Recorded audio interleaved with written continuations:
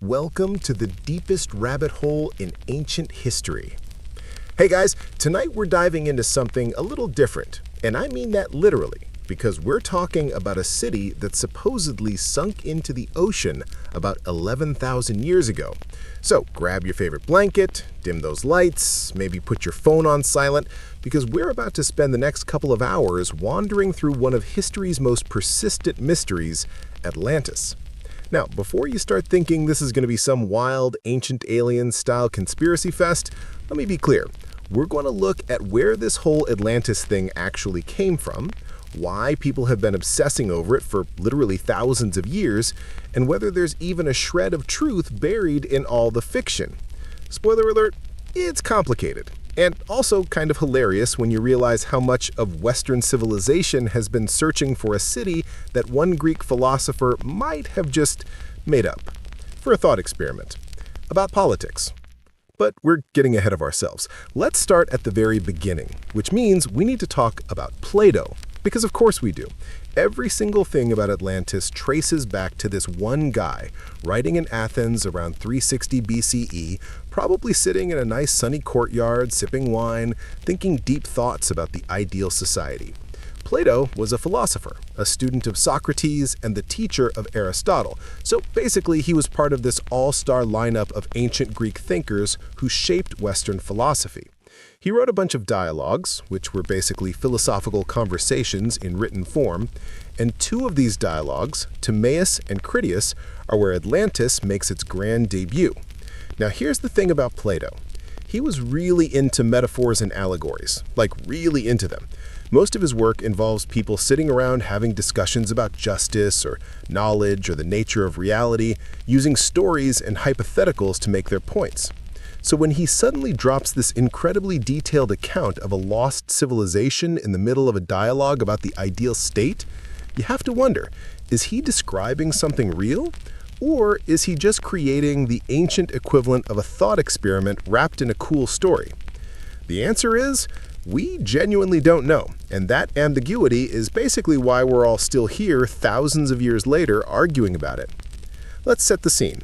In the dialogue Timaeus, Plato has his characters meeting up for a philosophical discussion.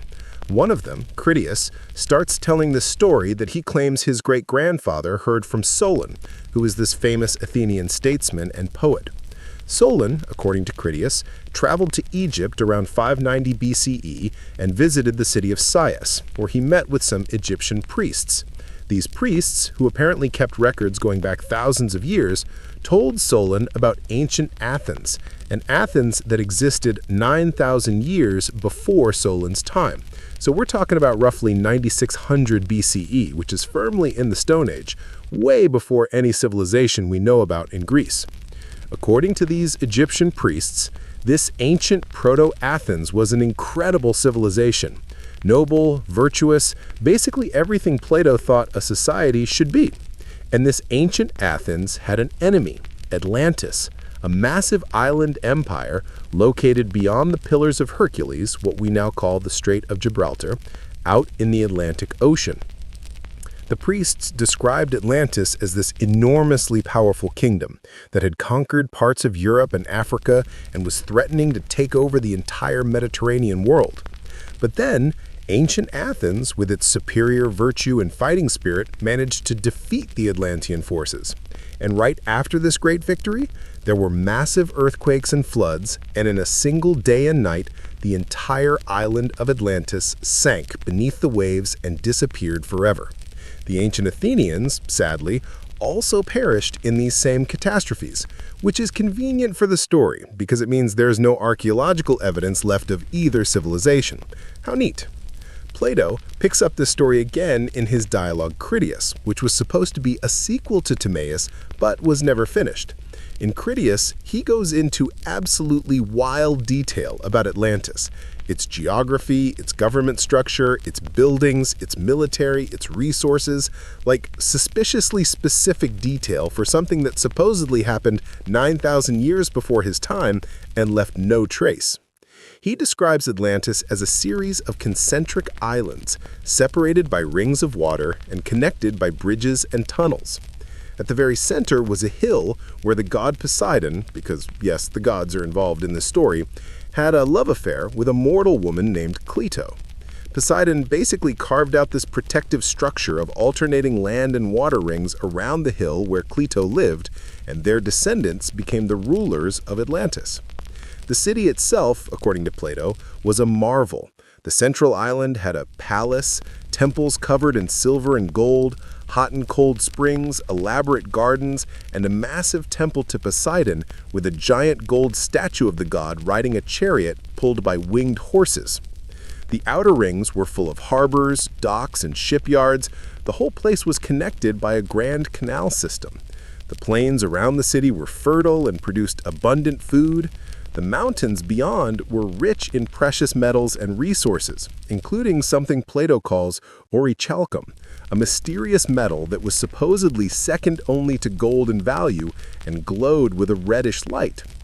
The Atlanteans, Plato tells us, were initially virtuous and noble. They were descendants of Poseidon, after all, so they had that divine blood running through their veins. They built this incredible civilization, conquered neighboring lands, and created this vast empire. But over time, and here's where Plato's moral lesson comes in, they became corrupted by their wealth and power. They grew greedy, arrogant, and aggressive. They stopped honoring the gods properly. They lost their virtue. And that's when Zeus decided to punish them. The dialogue Critias breaks off right as Zeus is gathering the gods together to decide Atlantis' fate, so we never actually get Plato's full account of the destruction. But from Timaeus, we know the result: earthquakes and floods, and the island sinking into the sea in a single day and night. So that's the story. That's literally all we have from ancient sources about Atlantis. 2 dialogues by Plato, one of which isn't even finished.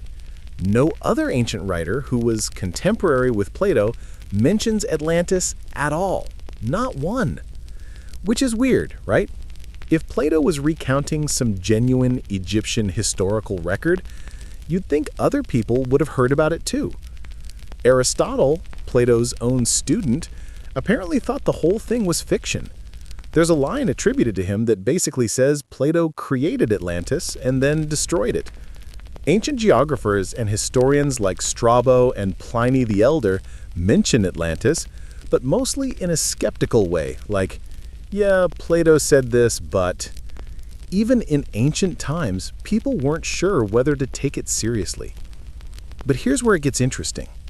Despite the skepticism, despite the lack of any corroborating evidence, despite Plato's well-known love of allegory and metaphor, people have been searching for Atlantis for over 2,000 years. And I mean really searching, with boats and submarines and diving equipment and satellite imagery. Thousands of books have been written about it. Dozens of locations have been proposed. Entire academic careers have been built on Atlantis theories. Why? What is it about this story that captures people's imagination so completely? Part of it is the detail. Plato didn't just say, there was a cool island that sunk. He gave measurements. He described the layout. He talked about the government structure and the military organization and the agricultural system. He made it sound real, like a historical account, not a myth. And that level of detail makes people think, maybe he was working from some kind of source material. Maybe there was something real behind this. Part of it is the tragedy. A great civilization wiped out in a single day. It's dramatic. It's a warning about hubris and divine punishment. It fits into this very human narrative pattern of golden ages that fall into ruin. We love lost civilizations. We love the idea that there's some incredible knowledge or achievement that was lost and could be rediscovered. And part of it, honestly, is that Atlantis has become kind of blank canvas that people project their own ideas onto. Over the centuries, Atlantis has been used to support basically every theory imaginable. It's been claimed as the origin of all human civilization, as proof of advanced ancient technology, as evidence for everything from aliens to psychic powers to lost continents. It gets dragged into discussions about catastrophism, about ancient global civilizations, about whether mainstream archaeology is hiding something. Different eras have had different ideas about what Atlantis was. In the Renaissance, scholars were rediscovering classical texts and trying to reconcile them with Christian theology and the geography of the age of exploration. Atlantis got mapped onto newly discovered lands. Maybe it was in the Americas. During the 19th century, when pseudo-scientific racial theories were unfortunately popular, some people claimed Atlantis as the homeland of a supposed master race, which is not great, obviously. In the 20th century, Atlantis became part of New Age spirituality, with people claiming to channel ancient Atlantean wisdom or remember past lives there. So, before we even get into the question of whether Atlantis could have been real, we have to untangle it from literally thousands of years of speculation, myth-making, and frankly, people making stuff up. Because the Atlantis that exists in popular culture, the one with crystal power sources and flying machines and telepathic priests, has almost nothing to do with what Plato actually wrote. Let's talk about what Plato actually said and what we can reasonably understand from it. First, the timeline. Plato places Atlantis 9,000 years before Solon's time, which would be around 9600 BCE. That's approximately 11,600 years ago from our perspective. This is deep in the Stone Age. The last ice age was just ending. Agriculture hadn't been invented yet in most of the world. The oldest known settled communities like Göbekli Tepe in Turkey were just beginning to appear. The idea of a sophisticated civilization with massive architecture, complex government, and a naval empire at this time doesn't fit with anything we know about human development. Unless, of course, everything we know about human development is wrong, which is a position some people take, but it requires throwing out pretty much all of archaeology, geology, and anthropology. So that's a tough sell. Second, the location. Plato says Atlantis was beyond the Pillars of Hercules in the Atlantic Ocean. He also says it was larger than Libya and Asia combined, which in ancient Greek geography meant larger than North Africa and Asia Minor put together. So a really big island. And he says that beyond Atlantis there were other islands, and beyond those a continent, which actually sounds a lot like he might have heard vague rumors about the Americas filtered through multiple retellings and incorporated them into his story. But that's speculation. The problem with the Atlantic location is that we've mapped the ocean floor pretty thoroughly at this point, and there's no sunken continent out there. There are underwater features, the Mid-Atlantic Ridge, various seamounts and plateaus, but nothing that matches Plato's description. And geology tells us that continents don't just sink. They're made of different rock than the ocean floor, lighter and more buoyant. You can't have a massive landmass just disappear under the waves in a day and night. That's not how plate tectonics works. Islands can disappear. Volcanic islands, for instance, can collapse or be destroyed in eruptions. Coastal areas can be flooded by rising sea levels or tsunamis, but a continent-sized landmass? No. So if we take Plato literally, 9,000 years before Solon, beyond Gibraltar, larger than Libya and Asia, then Atlantis almost certainly didn't exist, at least as described. But what if Plato wasn't being literal? What if he was working from some kind of historical memory, but he got the details wrong?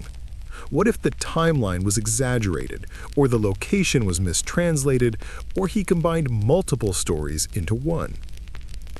This is where things get interesting and also extremely speculative. Over the years, researchers have proposed literally hundreds of locations for a real Atlantis.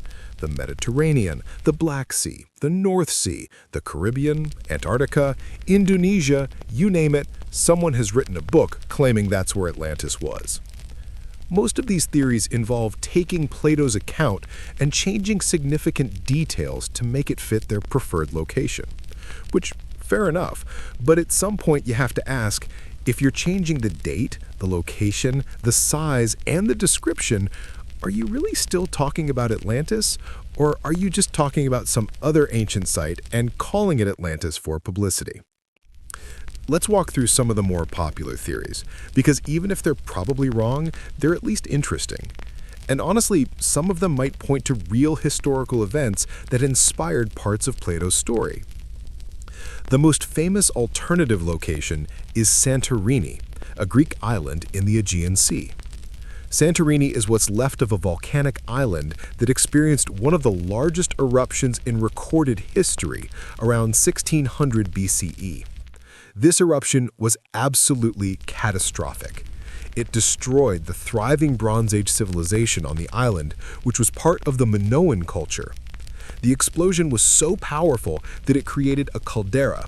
The center of the island literally collapsed into the sea. It would have caused massive tsunamis that devastated coastal areas around the Mediterranean.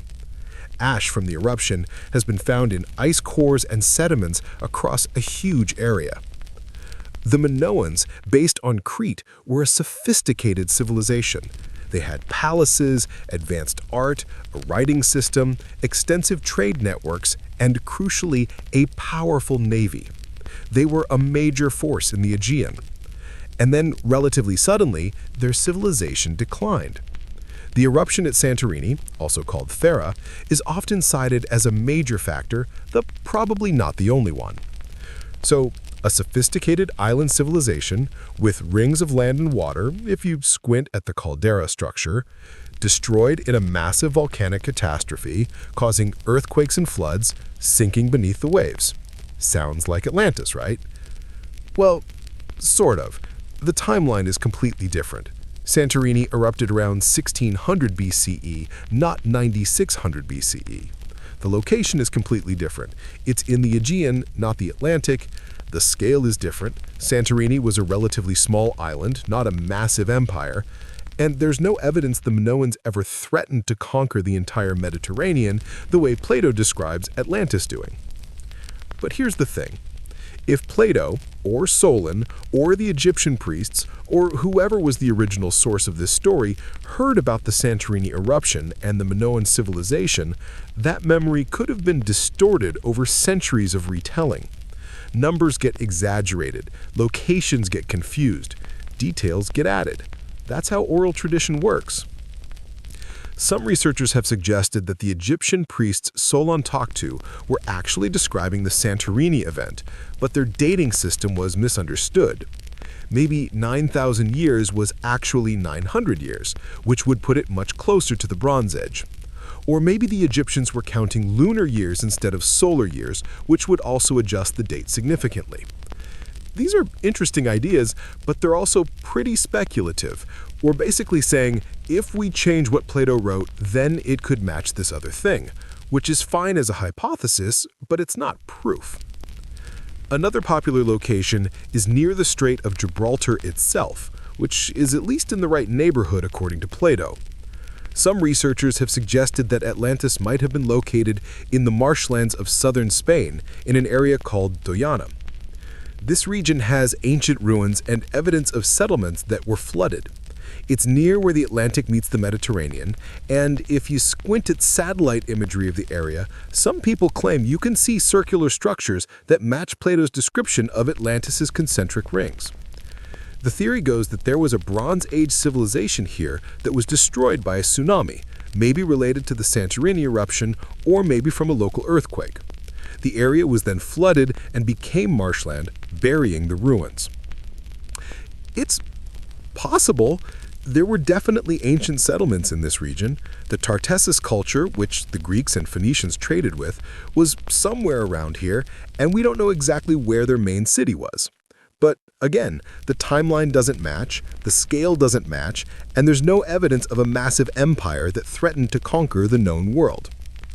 Some people have proposed that Atlantis was in the Black Sea, which experienced dramatic flooding around 5600 BCE when rising Mediterranean waters breached the Bosporus and turned a freshwater lake into a saltwater sea. This event, sometimes called the Black Sea Deluge, might have inspired flood myths, including possibly the story of Noah's flood. Communities around the former lake shores would have been displaced or destroyed. Could the memory of this flooding have made its way into Egyptian records and eventually into Plato's account? Maybe. The date is closer to Plato's 9600 BCE than Santorini is, but the Black Sea is nowhere near the Atlantic, and there's no evidence of a massive empire there at that time. Then there's the really fringe theories. Atlantis was in Antarctica, which was ice-free in ancient times.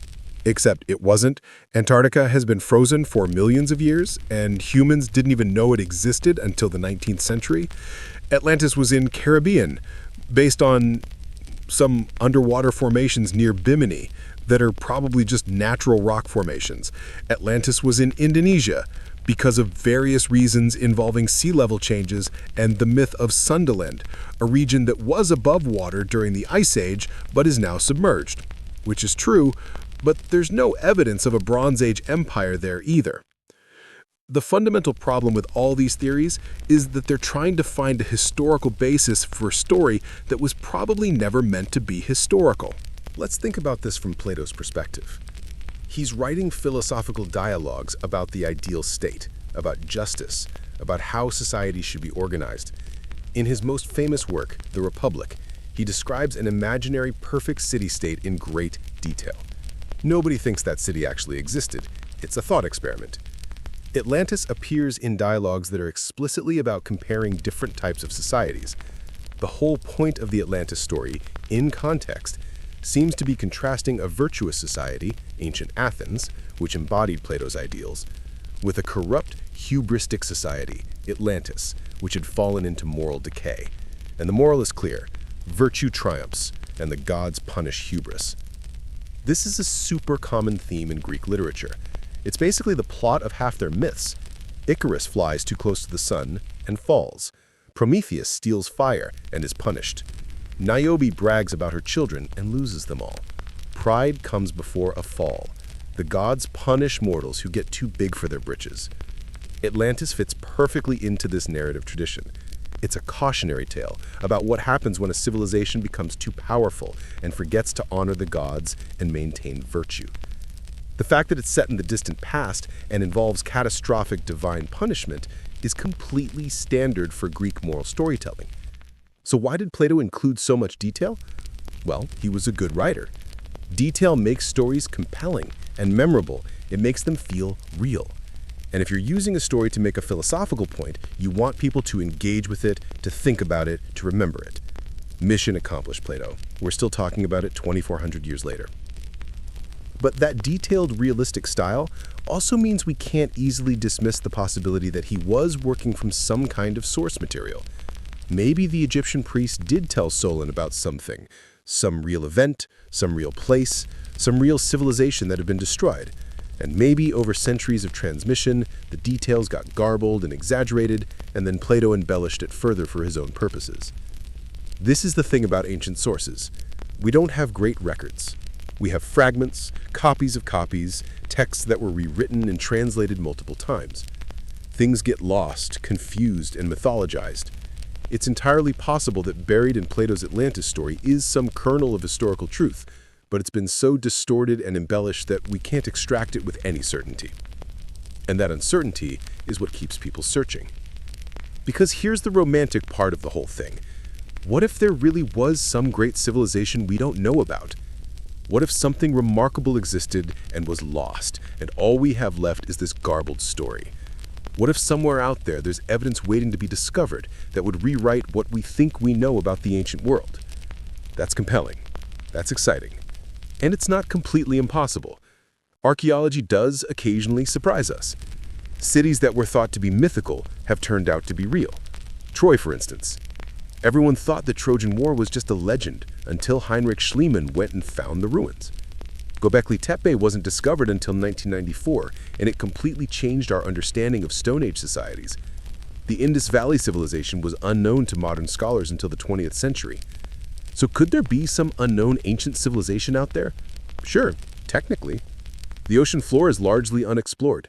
Remote areas of continents haven't all been thoroughly surveyed. It's possible. But would that civilization be Atlantis as Plato described it? Almost certainly not.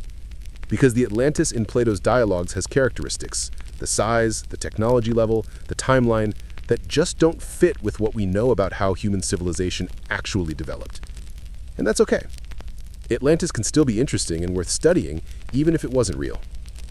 The fact that this story has persisted for thousands of years, that it's been adapted and reinterpreted by every culture that encounters it, that it speaks to something deep in the human imagination, that's meaningful in itself. We're drawn to stories about lost golden ages, about civilizations that achieved greatness and then fell, about knowledge that was lost and might be recovered. These are powerful myths that appear in cultures all around the world. The Garden of Eden, the Tower of Babel, the lost continents of Mu and Lemuria, the various flood myths that appear in almost every ancient culture. These stories serve a purpose. They help us make sense of ruins and artifacts we don't understand. They provide explanations for why the world is the way it is. They give us hope that maybe we could recover what was lost, or warnings about what happens if we become too proud. They're ways of processing change and loss and the passage of time. Atlantis is the Western world's version of that story, and Plato, intentionally or not, created the most enduring and influential lost civilization myth in history. So as we continue through this deep dive, we're going to look at how people have interpreted and searched for Atlantis over the centuries. We're going to examine some of the more plausible theories and some of the wilder ones. We're going to talk about geology and archaeology and how we actually investigate ancient catastrophes. And we're going to try to figure out what, if anything, might be real underneath all the myth and speculation. But for now, let's take a breath. We've covered the basics. We know where the story comes from, we know what Plato actually said, and we know why it's so hard to pin down whether any of it is true. Coming up, we're going to dive deeper into Plato's text itself, pulling apart every detail he gives us about Atlantis' geography, government, and culture. Because if we're going to figure out whether this place could have been real, we need to really understand what we're looking for. And some of the details Plato includes are, let's just say, interesting, and occasionally very specific in ways that make you wonder what he was thinking. But that's for the next section. For now, just let yourself relax into the mystery of it all. Somewhere out there in the Atlantic Ocean, according to Plato, is an island the size of a small continent, covered in mountains and plains in elaborate cities, all buried under thousands of feet of water. Or maybe it's not there at all. Maybe it never was. Maybe it's just a story. Either way, people are still looking. Plato's extremely detailed fantasy. Or is it? All right, so we've established that everything we know about Atlantis comes from Plato, and we've touched on the basic story. Now we're going to slow down and really dig into what Plato actually said, because the details matter. And there are a lot of details. Suspiciously specific details, you might say. Let's start with the Timaeus dialogue, where Atlantis first appears. The setup is that Socrates, Timaeus, Critias, and Hermocrates are having a discussion. Socrates had apparently described his ideal state the day before. This is basically Plato referencing his own republic, and now he wants to hear about this ideal state in action, not just in theory. He wants a story about a real city that exemplified these virtues. Critias obliges. He says he's got the perfect story, something he heard when he was young. His great-grandfather, who was also named Critias, had heard it from his father, Drapides, who heard it from his relative and friend, Solon. And Solon, as we mentioned, heard it from Egyptian priests during his visit to Sais. Already we're playing telephone through like 4 or 5 generations, which should maybe raise some red flags about accuracy, but let's continue. The Egyptian priests, according to this account, had records going back thousands of years. They told Solon that the Greeks were essentially children compared to the Egyptians, because they had no deep historical memory. Every time civilization built itself up in Greece, it got destroyed by floods or fires or other catastrophes, and people had to start over from scratch. The Egyptians, protected by the Nile and its regular floods, had managed to maintain continuous records. And in these records was the story of ancient Athens, an Athens from 9,000 years before Solon's time, which the priests described as having excellent laws and performing the noblest deeds. This ancient Athens was basically everything Plato thought a city-state should be, which is convenient since he's writing the story. The priests then described Atlantis. They said it was an island in the Atlantic Ocean beyond the Pillars of Hercules, larger than Libya and Asia put together. From this island, you could travel to other islands, and from those to a whole continent that surrounded the ocean. They described the Mediterranean as just a harbor with a narrow entrance, and the Atlantic as a real ocean with a real continent beyond. This description has made some people wonder if Plato somehow knew about the Americas. But more likely, this is just the ancient Greeks' understanding that there was a lot more world out there beyond the Mediterranean, even if they didn't know exactly what. Ancient Greeks did know there was an ocean to the west and possibly land beyond it. They had some concept of a larger geography, however vague. The Atlantean Empire, according to the priests, had conquered parts of Europe as far as Tyrrhenia, roughly modern Tuscany in Italy, and parts of Africa as far as Egypt. They were attempting to conquer the entire Mediterranean world in one campaign. And it was ancient Athens, with its superior military and virtue, that led the resistance and eventually defeated them. Then came the catastrophe. In a single day and night of earthquakes and floods, the Athenian army was swallowed by the earth, and the island of Atlantis sank into the sea and vanished. This happened 9,000 years ago, according to the priests. That's the story in Timaeus. It's actually pretty brief, just a few pages. But it sets everything up. And then, in the dialogue Critias, Plato starts to flesh out the details. And boy, does he flesh them out. Critias begins with the origin story. Long ago, the gods divided the earth amongst themselves. Athena and Hephaestus received the land of Attica, where Athens would eventually be founded. Poseidon received the island of Atlantis. On Atlantis, Poseidon fell in love with a mortal girl named Plato. Her parents had died, and she lived alone on a hill in the center of the island. To protect her and keep her isolated, Poseidon reshaped the geography. He created alternating rings of land and sea around the hill. 2 rings of land and 3 rings of water, each perfectly circular and concentric. Nobody could reach the central island without boats, and boats hadn't been invented yet, so Plato was effectively imprisoned. Which is romantic, I guess, if you're a Greek god with questionable ideas about relationships. Poseidon and Plato had 5 sets of twin sons, making 10 sons total. These sons became the first rulers of Atlantis. The eldest, Atlas, got the central island and the largest portion of the empire. The island itself was named after him. His brothers became rulers of different parts of the empire, spread across the island and the surrounding regions. Now here's where Plato starts giving really specific details about the geography. He describes the island as being high above the sea, with sheer cliffs on most sides. But there was a plain toward the sea in the center of the island, which was surrounded by mountains. This plain was smooth and level, rectangular in shape, measuring 3,000 stata by 2,000 stata. A stade or stadion was a Greek unit of measurement, equivalent to about 185 meters or 607 feet. So Plato is describing a plain that's approximately 555 kilometers by 370 kilometers. For reference, that's bigger than the island of Crete. It's roughly the size of a large modern country, like Tunisia or England and Wales combined. This is a substantial chunk of land. The plain was surrounded by mountains that were described as more numerous, higher, and more beautiful than any that existed in Plato's time. In these mountains were villages, rivers, lakes, and meadows suitable for grazing animals. The whole island was rich in resources, timber, minerals, and animals, including elephants. Yes, Plato specifically mentions elephants, which is interesting because elephants weren't native to the Mediterranean region, although they did exist in North Africa, and people would have known about them through trade and military campaigns. The plain produced abundant food: fruits, grains, vegetables, herbs.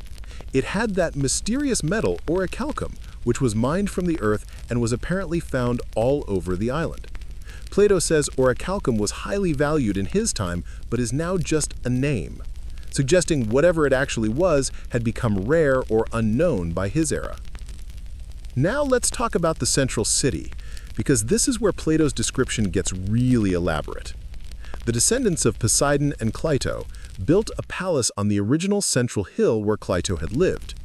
Each successive generation added to it, trying to outdo the previous one until it became this massive, ornate complex. They bridged the rings of water and dug a channel from the sea to the outermost ring, large enough for ships to sail through. They carved tunnels through the rings of land so that ships could pass from one ring to the next, eventually reaching the central island. The rings of land were fortified with walls. The outermost wall was covered with brass or maybe bronze. The Greek word used is somewhat ambiguous. The middle wall was covered with tin.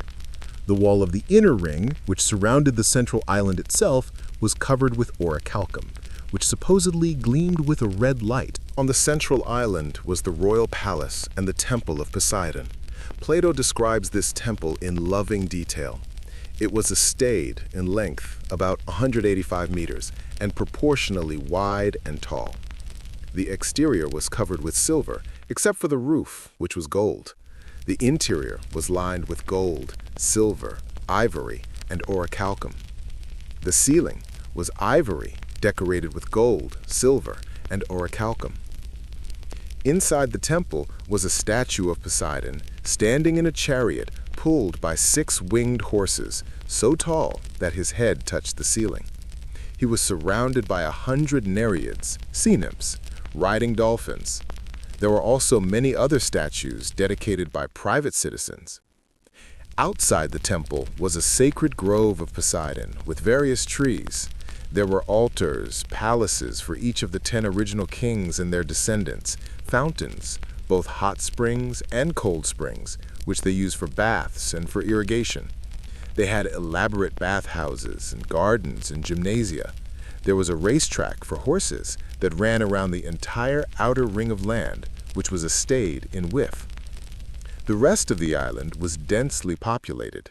The rings of water were full of ships and merchants from all over the world. The harbors were constantly noisy with the sounds of commerce and crowds. Everything was organized, planned, and very wealthy. Plato describes the military organization too. The plain was divided into sections, and each section was required to provide a certain number of soldiers and military resources: chariots, horses, infantry, archers, slingers, light infantry, sailors. He gives specific numbers. Each section provided 1 chariot, 2 horses and riders, light chariots, infantry, archers, and so on. All told, the military could apparently field 10,000 chariots, 1,200 ships, and hundreds of thousands of soldiers. This is a massive military force, especially for the ancient world. The numbers are probably exaggerated for effect, but the point is clear. Atlantis was a superpower.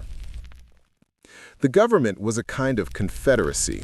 The 10 kings, descendants of the original 10 sons of Poseidon, ruled their own territories, but met regularly to make decisions about the empire as a whole. They followed laws that had been inscribed on a pillar of orichalcum by the first kings, located in the temple of Poseidon. These laws governed how the kings should treat each other, how they should make war and peace, and how they should administer justice. Every 5 or 6 years, alternating between even and odd years, to honor both the mortal and divine, the kings would gather at the temple. They would perform a ritual sacrifice of a bull without using iron weapons, and they would inscribe their judgments on the pillar. Then they would feast and discuss matters of state. This all sounds very noble and organized, and according to Plato, for many generations, it worked. The Atlanteans remained virtuous. They valued wisdom and virtue over wealth. They didn't let prosperity make them arrogant. But over time, things changed. Their divine portion of their nature began to fade. They were, after all, many generations removed from Poseidon. The mortal, human part began to dominate. They became filled with unrighteous ambition and power. They grew greedy and corrupt. To those who could see clearly, they appeared base and debased, but to those who couldn't perceive true happiness, they seemed to be at the peak of their glory and success. And that's when Zeus noticed. Zeus, who is the king of the gods and the enforcer of cosmic justice, saw that this noble race had become corrupted. he decided to punish them, to teach them a lesson and make them more moderate and virtuous. So, he gathered all the gods together to his most honored dwelling place, which stands at the center of the universe and sees all things. And that's where the dialogue Critias just stops, mid-sentence. We never get Zeus's speech. We never get the actual description of Atlantis' destruction from this dialogue. It's one of the most frustrating cliffhangers in all of ancient literature. Did Plato die before finishing it? Did he lose interest? Did he intentionally leave it unfinished for dramatic effect? We don't know. All we know is that we have this incredibly detailed description of Atlantis at the height of its power, and then nothing. We have to go back to Timaeus for the one-line summary of what happened. Earthquakes, floods, one day and night, island sinks, everyone dies. Now let's think about all these details Plato gives us, because they're either evidence that he was working from some kind of source material, or evidence that he was just really good at making stuff up. The concentric rings of land and water are geometrically neat, maybe too neat. Nature doesn't usually create perfect circles like that, but volcanic calderas can create roughly circular formations. Some ancient harbors were built with circular or semicircular designs. So it's not impossible, just suspiciously perfect. The measurements are very specific. The plain is 3,000 by 2,000 stadia. The city rings are each a certain width. The temple is a stade long. This level of precision makes it sound like Plato had some kind of blueprint or map. But it could also just be that he wanted to make his fictional place seem real, so he threw in numbers. Writers do that. Tolkien gave precise measurements for Middle-earth. Nobody thinks that proves Gondor was real. The canal system and the bridges and the ship passages all make practical sense from an engineering standpoint. Someone thought through how this city would actually function. Ships need to get from the ocean to the center of the city, so you need canals wide enough for them to get through. You need bridges to connect the rings. This is either based on real ancient harbor cities, or Plato was pretty good at logistical planning. The military organization is detailed, but also somewhat generic. Ancient city-states had to organize their citizens for military service, and they typically divided the population into districts that each provided certain quotas of soldiers. Plato's just describing a scaled-up version of what he would have been familiar with from Athens and other Greek cities. The government structure, 10 kings following ancestral laws, meeting periodically to make collective decisions, doesn't match any real ancient government that we know of. But it's an interesting thought experiment about how you might organize a large empire while preventing any one ruler from becoming too powerful. The religious elements, Poseidon as the founder, the temple, the ritual sacrifices, are standard for Greek mythology and religion. Every Greek city claimed a patron god. Temples were centers of civic life. Ritual animal sacrifice was normal. None of this is unusual. The moral arc of the story, virtuous civilization becomes corrupt and is punished by the gods, is, as we discussed, a completely standard Greek narrative theme. It's the plot of numerous myths and tragedies. So, what do we make of all this? Here's the thing. Plato's description is detailed enough to sound plausible, but generic enough that it doesn't actually pin down a specific real place. He's describing an idealized Bronze Age civilization with elements that would have been familiar to his Greek audience. Gods, temples, kings, military organization, trade, harbors, but scaled up to an epic level. It's kind of like if a modern writer described a lost civilization with skyscrapers, highways, airports, and shopping malls. Those are all real things we know about. But combining them into a fictional place doesn't make that place real. On the other hand, Plato could have been inspired by real places and real events, even if the final product was fictionalized. Ancient cities did have elaborate harbors. Minoan Crete had a powerful navy and sophisticated architecture. Various ancient sites had hot and cold springs, which were considered sacred. Volcanic eruptions did destroy cities. Earthquakes and tsunamis did devastate coastal regions. If you were an ancient Greek trying to imagine what a great ancient civilization would have looked like, you'd draw on things you'd heard about: Egyptian temples, Babylonian walls, Persian wealth, your own Greek architectural styles, and combine them into something impressive, which is probably what Plato did. But let's entertain the possibility that he was working from some kind of actual source. Maybe the Egyptian priests did tell Solon something. What could that have been? One theory is that the Egyptians had records of the Sea Peoples. The Sea Peoples were a confederation of maritime raiders who attacked the eastern Mediterranean around 1200 BCE during the Bronze Age collapse. They came from somewhere in the Mediterranean or Aegean. We're still not entirely sure where, and they caused havoc. They attacked Egypt, the Hittite Empire, various Levantine cities. Egyptian records describe repelling these invaders in massive naval battles. Could the Egyptian priests have described the Sea Peoples to Solon, and could that memory have been transformed into the Atlantean invasion? Maybe. The timeline would be wrong. 1200 BCE, not 9600 BCE.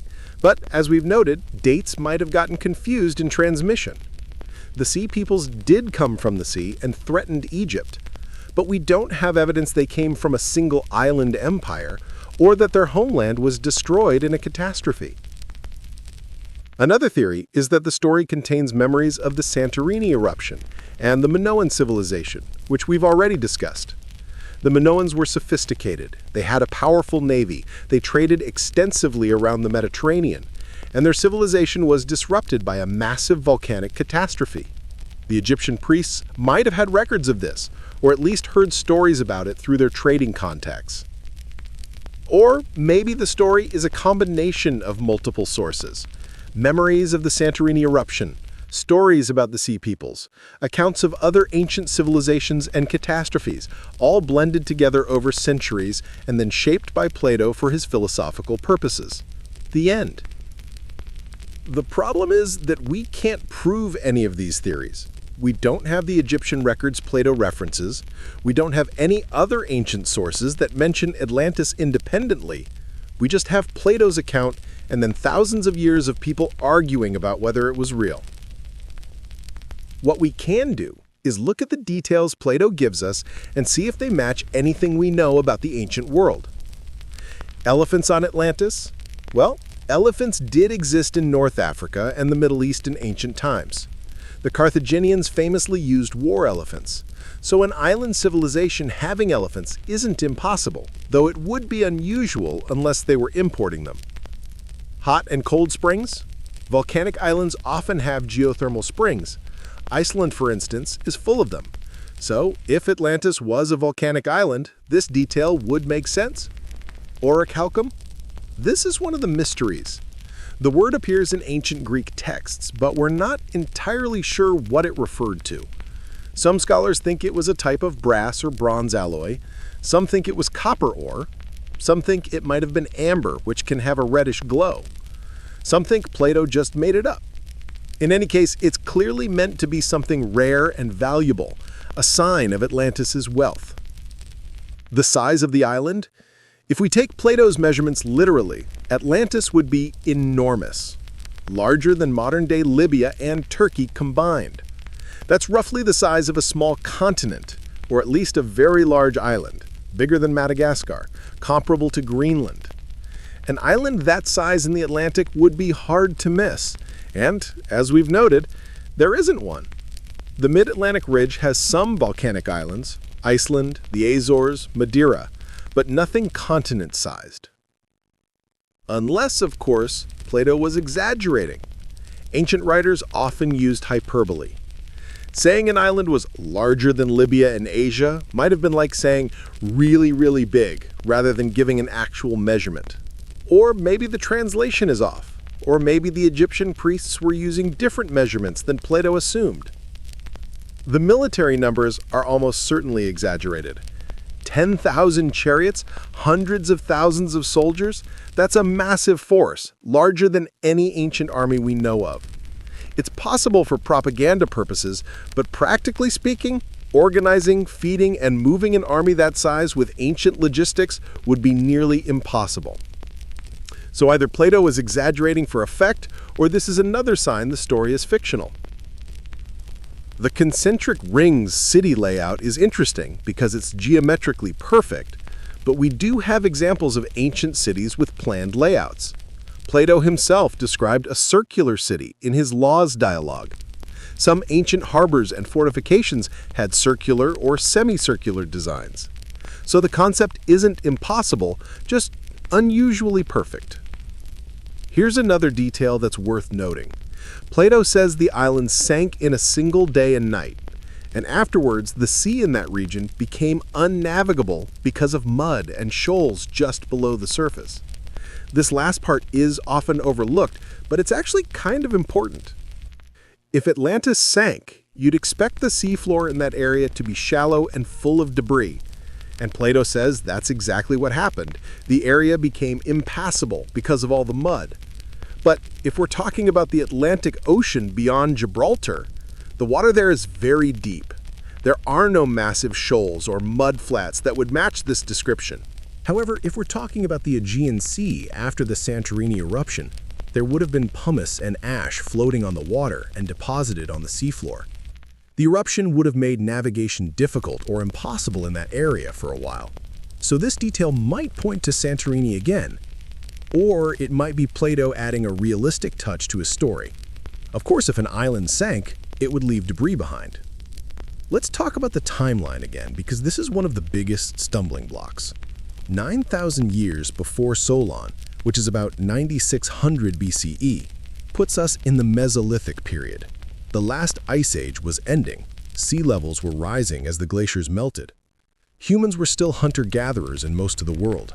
Agriculture was just beginning to be developed in the Fertile Crescent. There were no cities, no writing, no metallurgy, no large-scale organized states. The idea of a Bronze Age-level civilization existing at this time, with temples, palaces, organized military, maritime trade, metallurgy, contradicts everything we know about human development. It's not impossible that there were more advanced settlements than we found evidence for, but we're talking about a difference of several thousand years in technological and social development. That's a huge gap. Some Atlantis enthusiasts argue that mainstream archaeology is wrong, that human civilization is much older than we think, and that advanced societies existed in the deep past but have left no trace because their remains are underwater or buried or destroyed. This is possible in the sense that absence of evidence isn't evidence of absence. We don't know everything about the ancient world. New discoveries happen. But here's the thing. If there was a Bronze Age civilization in 9600 BCE, we'd expect to see evidence of it. Not just the ruins of one city, but signs of the agricultural revolution, domesticated animals, pottery, metal tools, trade networks. These things leave traces.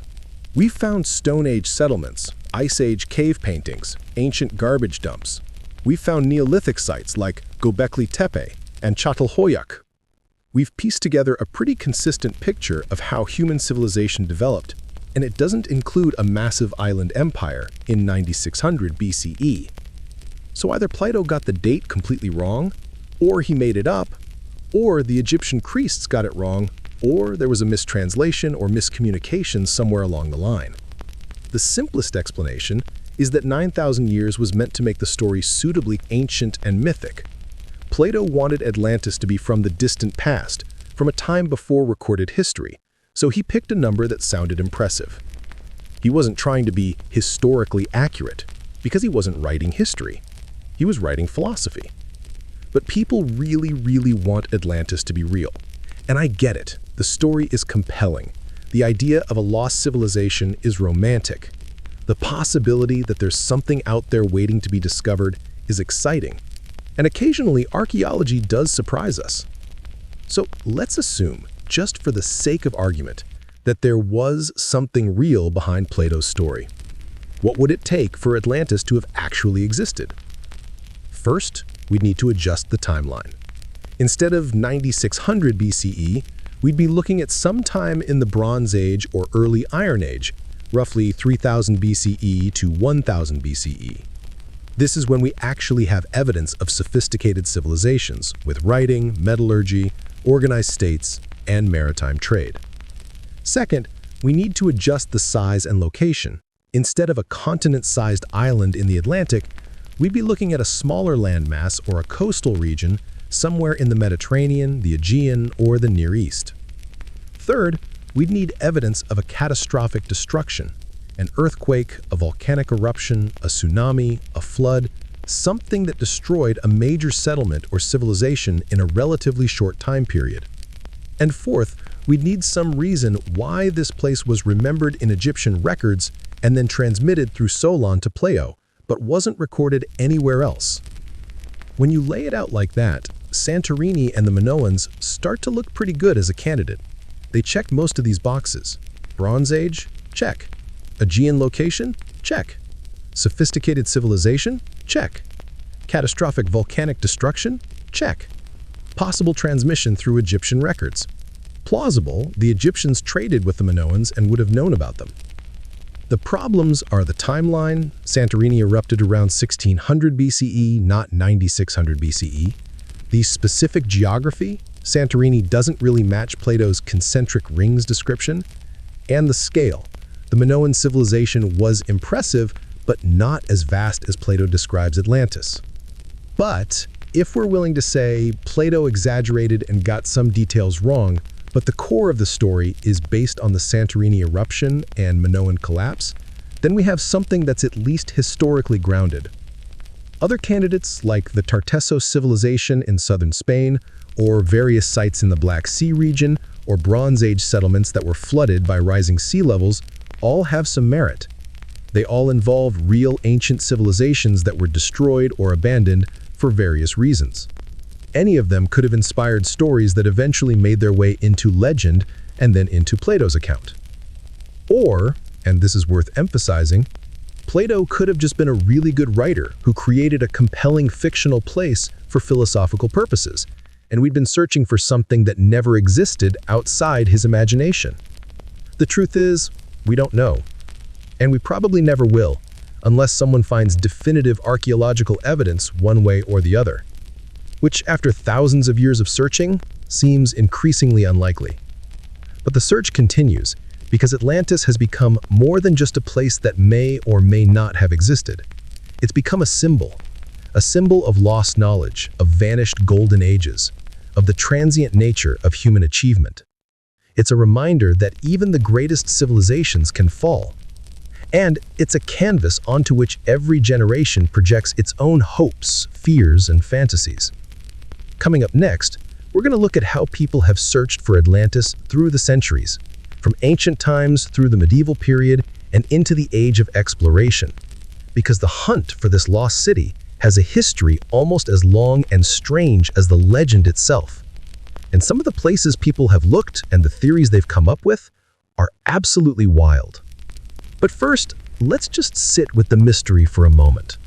Somewhere in the ancient world, maybe, there was a place that inspired this story. Or maybe there wasn't. Maybe it's all just Plato's exceptionally detailed imagination. Either way, the fact that we're still talking about it, still wondering, still searching, that says something about the power of a good story. And Plato, if you're listening from the afterlife, could you maybe have finished that Critias dialogue? We'd really like to know what Zeus said. Thanks. 2,000 years of looking in all the wrong places. So now we've covered what Plato actually said about Atlantis, and we've walked through the various interpretations and the most likely explanations. The rational conclusion would be to say, interesting story, probably fictional, let's move on. But humans are not rational creatures, especially when it comes to lost cities and buried treasure. So instead of moving on, people spent the next 2,000 years searching for Atlantis in increasingly creative locations. Let's talk about that journey. Because the history of Atlantis theories is actually a fascinating window into how different eras understood the world, what they valued, and what they wanted to believe. In ancient times, the immediate aftermath of Plato's dialogues, reactions were mixed. Some people took the story seriously, some didn't. Plato's own student, Aristotle, who was generally pretty skeptical about his teacher's more poetic tendencies, apparently didn't believe Atlantis was real. The exact quote attributed to him is something like, "He who invented it also destroyed it," meaning Plato made the whole thing up. Other ancient philosophers and writers mentioned Atlantis, but usually in passing and often skeptically. Strabo, the Greek geographer who lived around the time of Jesus, discussed Atlantis, but seemed to think it was fictional. He did note, however, that it wasn't impossible for islands to sink or emerge from the sea. Earthquakes and volcanic activity did change geography, so the basic premise wasn't ridiculous, even if the specific story might be. Pliny the Elder, the Roman natural historian, mentioned Atlantis in his Natural History, but again, not as if it were established fact. More like, here's an interesting story people tell. The thing is, ancient people had a different relationship with myth and history than we do. They didn't necessarily draw a hard line between "this definitely happened" and "this is a symbolic story." Their historical accounts often included interventions by gods, mythological creatures, and legendary heroes. They understood that stories could be true in a metaphorical or moral sense, even if they weren't literally factual. So Atlantis existed in this in-between space. Maybe it was real, maybe it wasn't, but either way, the story had a point. It was a cautionary tale about hubris. That was the important part. As we move into late antiquity and the early Middle Ages, Atlantis doesn't really feature prominently in European thought. This was the period when Christianity became dominant, and Christian theologians and scholars were more interested in reconciling classical learning with biblical tradition. They had their own flood story, Noah's Ark, and their own fallen civilizations to contemplate, Sodom and Gomorrah, the Tower of Babel. Some early Christian writers tried to fit Atlantis into biblical chronology. Maybe Atlantis existed before Noah's flood. Maybe it was part of the ancient world that God destroyed. But mostly, it just wasn't a major topic of discussion. The classical texts that mentioned Atlantis were preserved, but they weren't widely read or commented on. It wasn't until the Renaissance, when there was a renewed interest in classical Greek and Roman texts, that Atlantis started to capture European imagination again.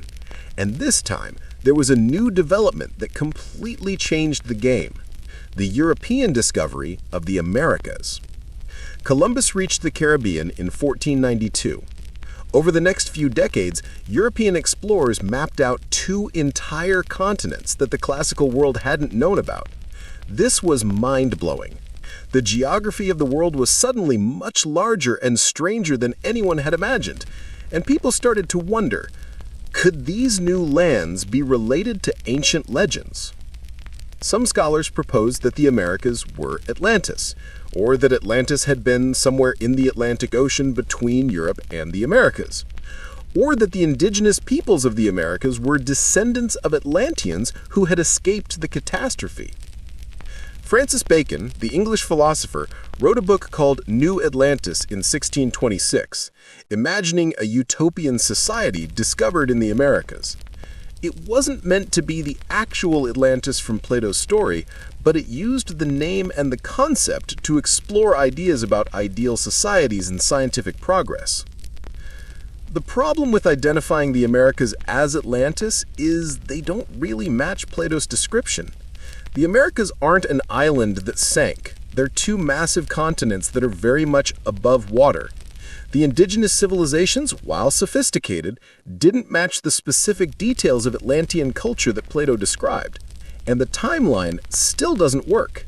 The Americas have been inhabited for at least 15,000 years, but indigenous cultures developed independently, not as remnants of a destroyed Mediterranean civilization. But the lack of perfect correspondence didn't stop people from theorizing, because now there was this vast new world to explore, and who knew what might be out there? Some theorists placed Atlantis in the Caribbean. Maybe it was Cuba or Hispaniola or one of the other islands. Maybe the Caribbean islands were the mountaintops of sunken Atlantis, still poking above the water. In the 1600s and 1700s, as European powers colonized the Americas, there was a lot of speculation about lost civilizations. When Spanish conquistadors encountered the Aztec and Inca empires with their sophisticated cities, temples, and astronomical knowledge, some Europeans wondered if these were remnants of Atlantean culture. This was often tied up with racist ideas about indigenous peoples not being capable of building such civilizations on their own. They must have had help from some more advanced lost civilization, which is both historically inaccurate and offensive, but it was a common attitude at the time. Meanwhile, back in Europe, scholars were also trying to fit Atlantis into the new understanding of global geography. The Flemish cartographer Abraham Ortelius, in 1596, proposed that the Americas had once been connected to Europe and Africa, and that Atlantis was the land bridge that sunk, creating the Atlantic Ocean.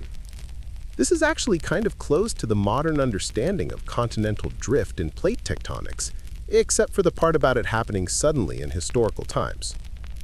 As we move into the 18th and 19th centuries, the Age of Enlightenment and then Romanticism brought new perspectives to the Atlantis question. The Enlightenment valued reason, evidence, and scientific inquiry.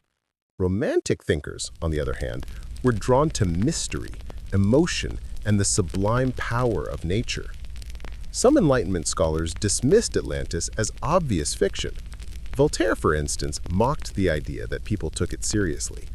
But others tried to find rational explanations. Maybe Atlantis was a metaphor for something else. Maybe it was based on distorted memories of a real place. Maybe, by careful analysis of Plato's text and comparison with geography and geology, we could figure out where it had been. This is when we start to see more systematic attempts to locate Atlantis using scientific reasoning. People pored over maps, calculated distances, analyzed ocean currents and geology. They proposed locations based on careful consideration of Plato's clues. The Olaus Rudbeck, in the late 1600s, wrote a massive multi-volume work arguing that Atlantis was actually Sweden, and that Swedish was the original language of humanity. This was based on very creative interpretation of Plato's text and a healthy dose of nationalist pride. It didn't catch on. In the 1800s, people proposed Atlantis had been in the North Sea, or in the Mediterranean, or in North Africa.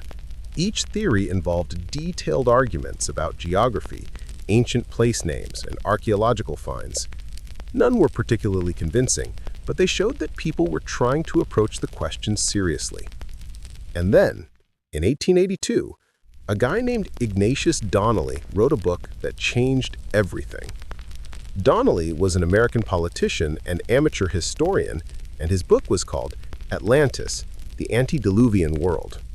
It became a bestseller, and it basically created the modern Atlantis mythology. Donnelly argued that Atlantis had really existed, that it was the origin of all human civilization, and that when it was destroyed, survivors spread out across the world, bringing their advanced knowledge to places like Egypt, Mexico, and Peru. This explained, he thought, why different ancient cultures had similar myths, similar architectural styles, and similar religious ideas. They were all descended from Atlantis. He collected all sorts of evidence: geological, archaeological, mythological, linguistic. He pointed to similarities between Egyptian and Mayan pyramids. He noted that multiple cultures had flood myths. He argued that certain animals and plants appeared on both sides of the Atlantic, which meant there must have been a land bridge. He interpreted Plato's account as literal truth. The book was hugely popular.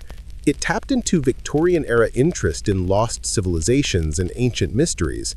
It fit with the romantic idea that there had been a golden age in the past, a time when humanity was more advanced or more pure, and it gave people a comprehensive framework for understanding Atlantis as a real historical place.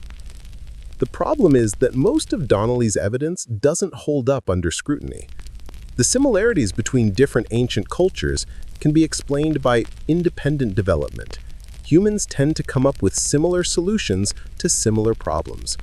The flood myths are probably based on local flooding events which have happened all over the world throughout history. The geological evidence he cited for a sunken Atlantic continent doesn't exist. We now understand plate tectonics, and we know continents don't sink like that. But Donnelly's book established certain ideas about Atlantis that persist to this day: that it was super advanced, that it influenced all other ancient civilizations, that it was destroyed in a catastrophe, and that we should be searching for proof of its existence. After Donnelly, the floodgates opened. Everyone had their own Atlantis theory. Madame Blavatsky, who founded Theosophy, incorporated Atlantis into her elaborate spiritual cosmology. According to her, Atlantis was the homeland of the fourth root race of humanity, which had advanced psychic and spiritual powers. She claimed to have learned this from ancient texts that she accessed through mystical means. Atlanteans, in her telling, were giants with magical abilities, and some of them devolved into apes, which is where modern primates came from. This was all part of a larger framework of esoteric spiritual evolution that mixed together Hindu concepts, Western occultism, and creative reinterpretation of ancient myths. The theosophical ideas about Atlantis influenced a whole stream of New Age spirituality.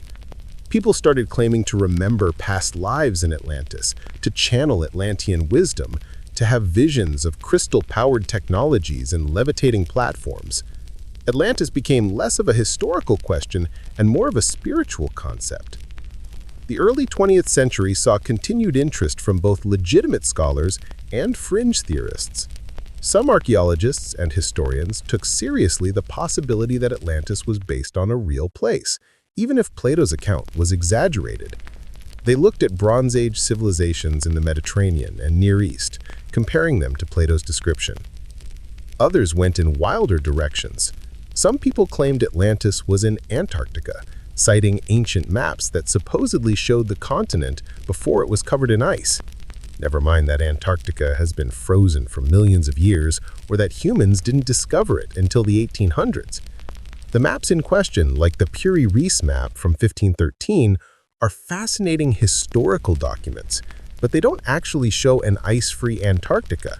They show the mapmaker's best guess at southern continents based on incomplete information. The Nazis, unfortunately, got interested in Atlantis as part of their twisted racial mythology. Some Nazi occultists claimed that Atlantis was the homeland of the Aryan race, and that Atlanteans were Nordic supermen who brought civilization to the lesser races. This was part of the broader Nazi obsession with finding historical and mystical justification for their ideology.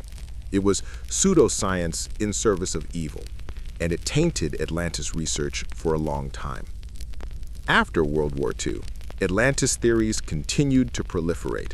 People placed it in the Mediterranean, the Caribbean, the North Sea, South America, Indonesia, Ireland, Antarctica, the Sahara Desert, and dozens of other locations.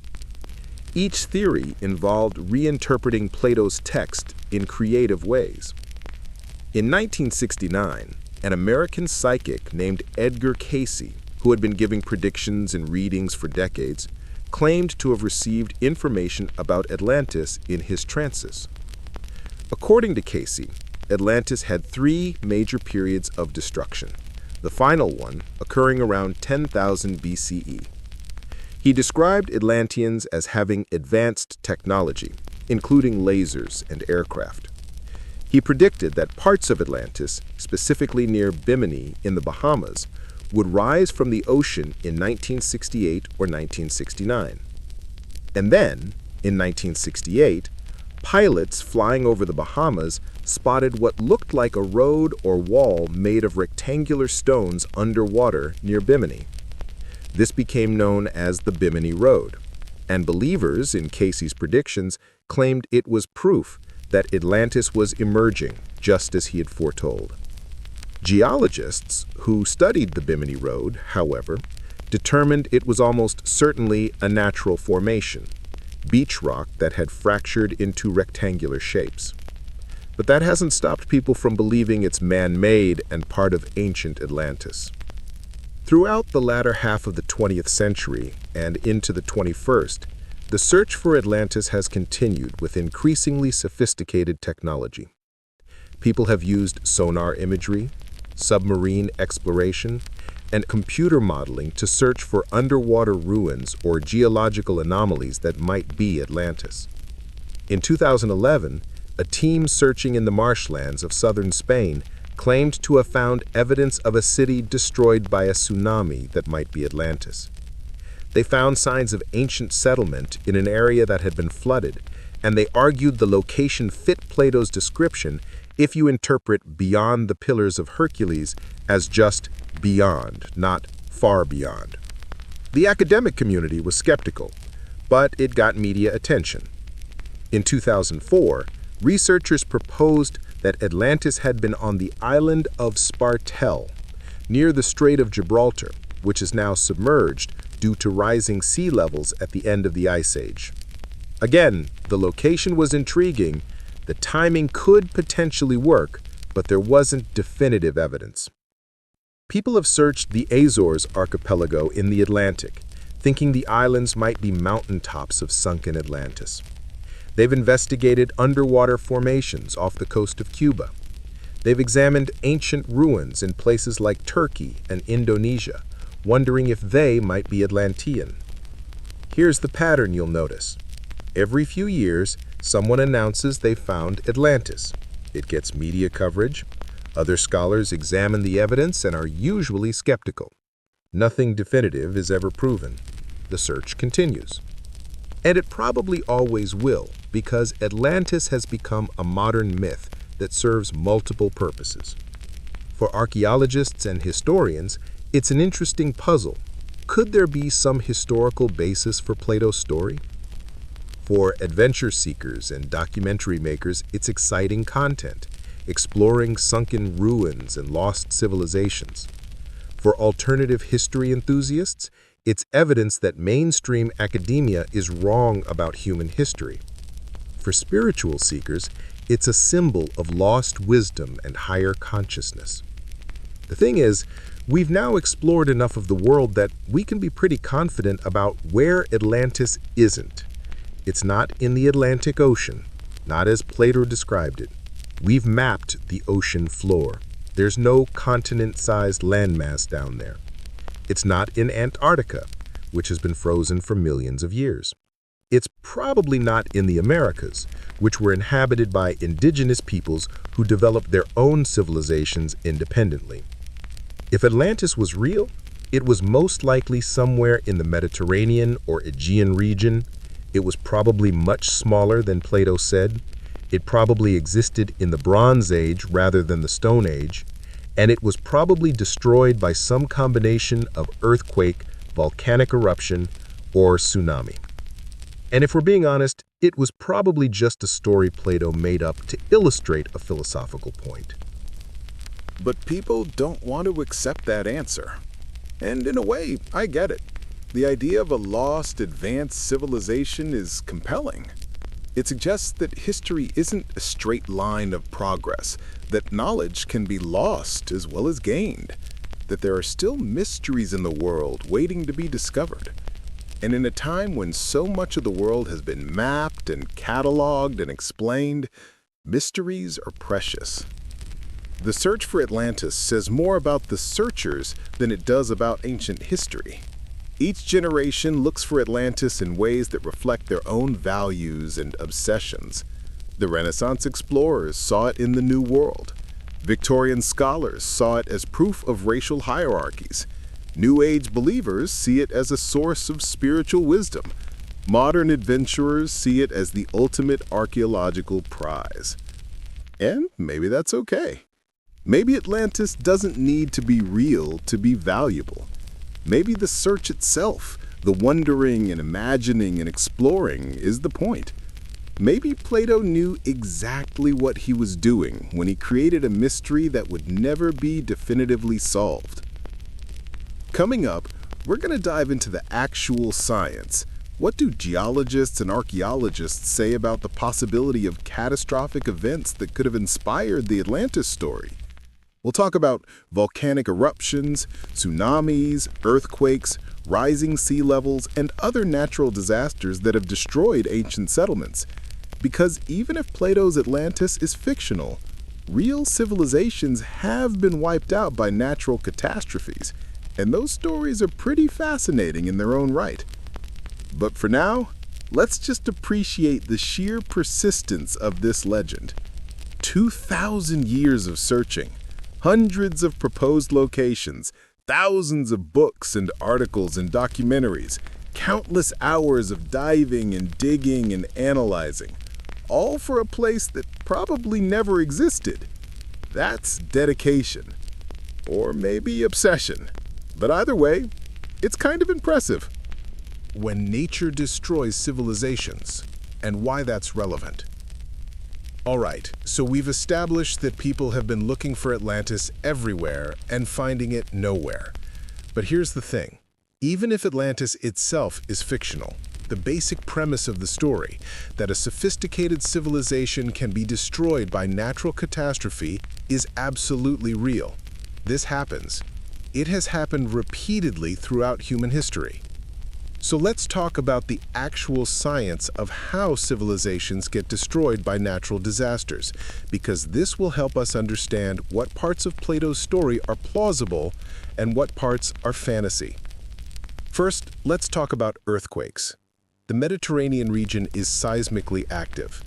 It sits at the boundary between several tectonic plates. The Eurasian, African, and Arabian plates all meet in this region. When these plates grind against each other, shift, or collide, you get earthquakes. And the Mediterranean has experienced some devastating ones throughout history. Earthquakes can destroy cities in minutes. Buildings collapse, fires break out from damaged hearths and lamps, infrastructure fails. In the ancient world, where most buildings were made of stone or mud brick, a strong earthquake could level an entire settlement. And earthquakes don't always come alone. They can trigger landslides, cause cliffs to collapse, and generate tsunamis if they occur under the ocean. The ancient world experienced numerous catastrophic earthquakes. In 365 CE, a massive earthquake off the coast of Crete generated a tsunami that devastated coastal cities across the eastern Mediterranean. Alexandria in Egypt was particularly hard hit.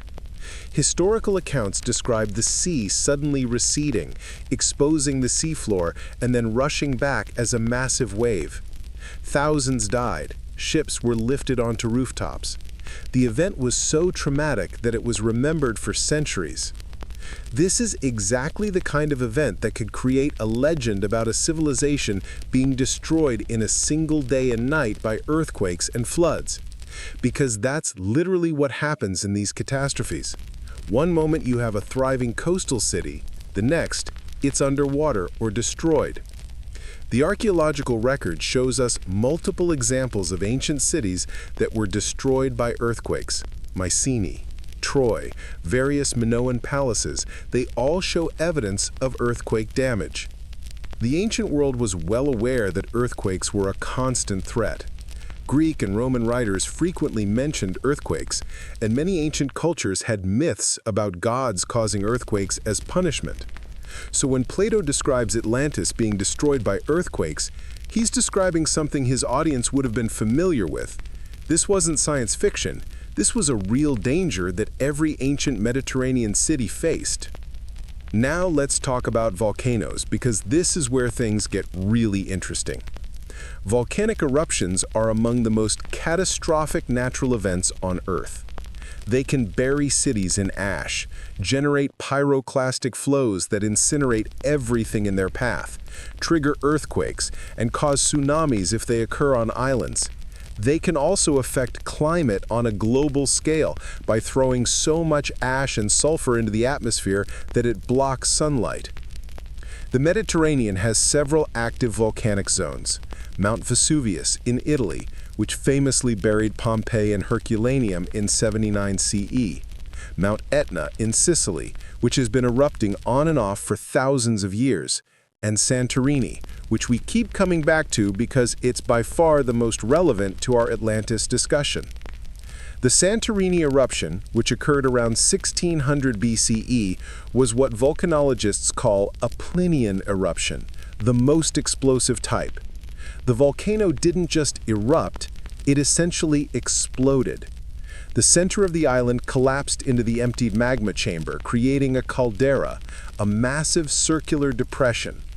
The explosion ejected an estimated 60 cubic kilometers of rock, ash, and pumice into the atmosphere. To put that in perspective, the 1980 eruption of Mount St. Helens ejected about 1 cubic kilometer of material. Santorini was roughly 60 times larger. It was one of the biggest volcanic eruptions in human history. The effects would have been catastrophic and widespread. Pyroclastic flows would have swept across the island at hundreds of kilometers per hour, killing everything instantly. Ash would have fallen across the eastern Mediterranean. The eruption would have generated massive tsunamis that struck coastlines around the Aegean and eastern Mediterranean. Recent research has found evidence of these tsunamis in sediment layers along various coastlines. In Crete, about 110 kilometers south of Santorini, there are deposits of marine sediment and shells far inland and at elevations that could only be explained by massive tsunami waves. Some estimates suggest waves could have been 15 to 40 meters high when they hit the coast. If you were living in a coastal city in the Aegean when this happened, your world would have ended in a matter of hours. First, the earthquakes, then the ashfall turning day into night, then the massive waves destroying everything along the coast. Entire settlements would have been wiped out. And here's the thing. The Minoan civilization, which was flourishing on Crete and other Aegean islands at this time, did decline after this period. Not immediately. The relationship between the eruption and the Minoan decline is complex, but within a century or so, Minoan power had faded and Mycenaean Greeks from the mainland had become dominant. Did the Santorini eruption destroy Minoan civilization? Not directly. The Minoans survived and rebuilt, but it likely dealt them a serious blow. Coastal settlements would have been damaged or destroyed.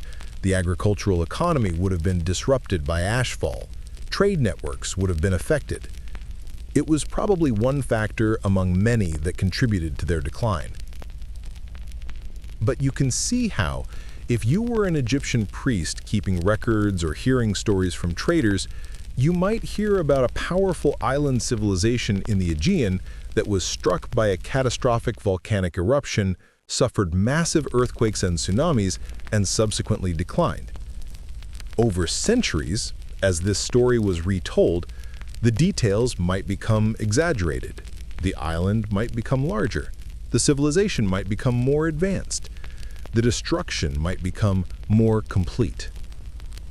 By the time Solon hears about it from Egyptian priests, and then Critias hears it from his grandfather, and then Plato writes it down, the story has become Atlantis. This is speculation, of course. We can't prove that the Santorini eruption inspired the Atlantis story, but the parallels are striking enough that many scholars consider it the most plausible real-world basis for Plato's tale. Let's talk about another way civilizations can be destroyed: flooding and sea level change. At the end of the last ice age, roughly 11,000 to 8,000 years ago, global sea levels rose dramatically as glaciers melted. The oceans rose by about 120 meters total over several thousand years. This doesn't sound like much per year, maybe a few millimeters, but over human timescales, it was significant. Coastal settlements would have been gradually inundated. Low-lying areas that had been inhabited would have become submerged. Islands would have shrunk or disappeared entirely. Land bridges that connected regions would have been flooded, turning connected landmasses into separate islands. This process affected coastlines around the world. In Southeast Asia, a large area called Sundaland, which had connected the islands of Indonesia and Malaysia during the Ice Age, was flooded, creating the island geography we see today. In the Black Sea, as we mentioned earlier, there was possibly a catastrophic flooding event when the Mediterranean breached the Bosphorus. In the Persian Gulf, sea level rise flooded a large area that had been above water during the Ice Age. Some researchers have suggested this flooding might have inspired the Mesopotamian flood myths, including the story of Gilgamesh and later the biblical story of Noah. Flood myths are universal. Almost every ancient culture has them. The Greeks had Deucalion's flood, the Indians had Manu, the Chinese had Gunyu, the Mesopotamians had multiple versions. This probably reflects the fact that flooding is a common and devastating natural disaster. Rivers flood, coastlines flood, low-lying areas flood during storms. But the end of Ice Age sea level rise might have also left a deep impression on human collective memory. If your ancestors had stories about lands that used to exist but were now underwater, those stories might persist for thousands of years, evolving into myths about lost civilizations and divine punishments. Could Atlantis be a memory of land that was flooded by post-Ice Age sea level rise? It's possible. The timeline would work. 9600 BCE is right at the end of the Ice Age. But the problem is that sea level rise was gradual, not sudden. It happened over thousands of years, not a single day and night. Coastal settlements would have had plenty of warning to move inland. Unless we're talking about a specific catastrophic flooding event, like the Black Sea deluge. That might have been sudden enough to seem like a disaster. Water breaching a natural dam and pouring into a lower area can create devastating floods very quickly. But again, we're back to the problem of evidence. If Atlantis was flooded by post-Ice Age sea level rise, where is it? We've explored many potentially submerged sites. We've found evidence of Stone Age settlements underwater in various locations, but nothing that matches Plato's description of a sophisticated Bronze Age civilization. Let's talk about tsunamis specifically, because they're particularly relevant to the destroyed in a day and night aspect of the Atlantis story. Tsunamis are generated by underwater earthquakes, volcanic eruptions, or landslides. The displacement of water creates waves that travel across the ocean at incredible speeds. In deep water, these waves might only be a meter or two high, but as they approach shallow coastlines, they slow down and pile up, potentially reaching heights of 10, 20, even 30 or more meters. When a tsunami hits a coastline, it doesn't just wash over like a big wave. The water surges inland, carrying debris, destroying buildings, drowning people. And then it pulls back out to sea, dragging everything with it. Survivors describe the water as being like a wall or a rushing river, not a wave. It just keeps coming and coming. Historical records document numerous devastating tsunamis in the Mediterranean and elsewhere. The 365 CE tsunami we mentioned. The 1755 Lisbon earthquake generated a tsunami that struck Portugal, Spain, and North Africa, killing tens of thousands. The 2004 Indian Ocean tsunami, generated by an earthquake off Indonesia, killed over 200,000 people across multiple countries. In the ancient world, a major tsunami could absolutely destroy coastal cities in a day and night. There wouldn't be warning systems. Buildings weren't designed to withstand such forces. A city that was prosperous one day could be ruins the next. Archaeological evidence shows us multiple ancient sites that were destroyed by tsunamis. Caesarea in Israel, Amnisos in Crete, various sites around the Mediterranean. They all show tsunami deposits in their archaeological layers. We can literally see in the stratigraphy where normal life was interrupted by a layer of marine sediment and debris, and then either habitation resumed or the site was abandoned. So if we're looking for a real-world explanation for how Atlantis could have been destroyed so quickly, earthquake triggering a tsunami is entirely plausible. It's happened many times. It will happen again. Now, let's consider another angle: climate change and environmental collapse.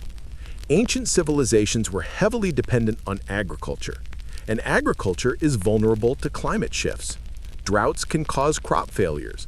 Crop failures cause famines. Famines cause social unrest, population decline, and sometimes civilizational collapse. The Bronze Age collapse around 1200 BCE, which saw the fall of multiple major civilizations across the Eastern Mediterranean and Near East, was likely caused by a combination of factors, including climate change, earthquakes, invasions, and internal social problems. The Hittite Empire fell, Mycenaean Greece collapsed, Egyptian power declined, trade networks broke down. It was a dark age that lasted several centuries. More localized climate events could destroy individual cities or kingdoms. The Mayan civilization in Central America experienced multiple collapses, likely related to droughts. The Akkadian Empire in Mesopotamia fell around 2200 BCE, possibly due to a severe drought that lasted decades. Ancient peoples didn't always understand the long-term consequences of their agricultural practices, and sometimes they literally destroyed the land that sustained them. Could Atlantis have been a civilization that collapsed due to environmental problems? Plato does mention that the Atlanteans became corrupt and greedy, which could be code for saying they overexploited their resources. But he explicitly says earthquakes and floods destroyed them, not famine or environmental collapse. Still, it's worth noting that civilizations can end in multiple ways.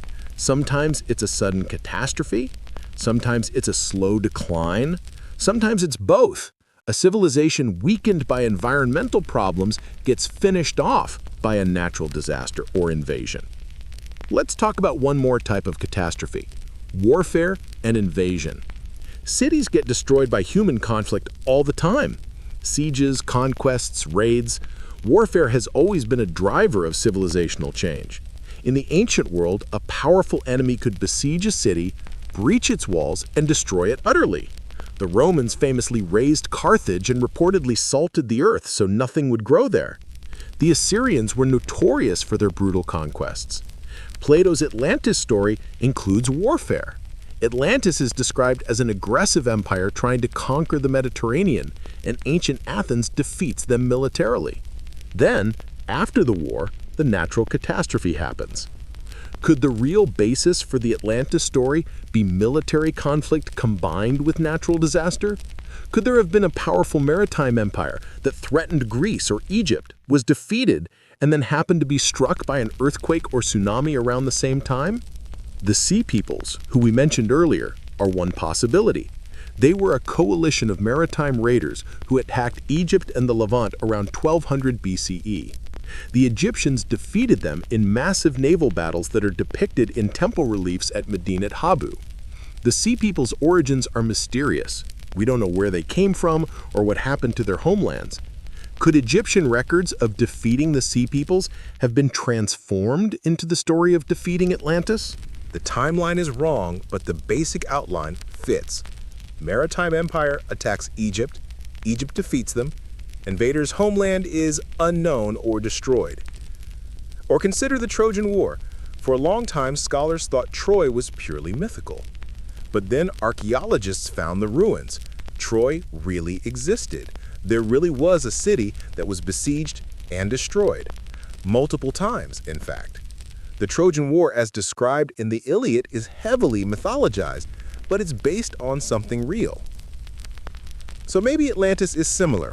A real place, a real conflict, but heavily mythologized and exaggerated over centuries of retelling until it became the story Plato recorded.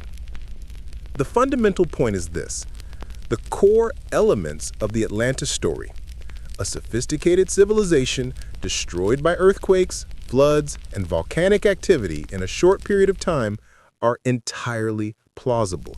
These things happen. They've happened throughout history.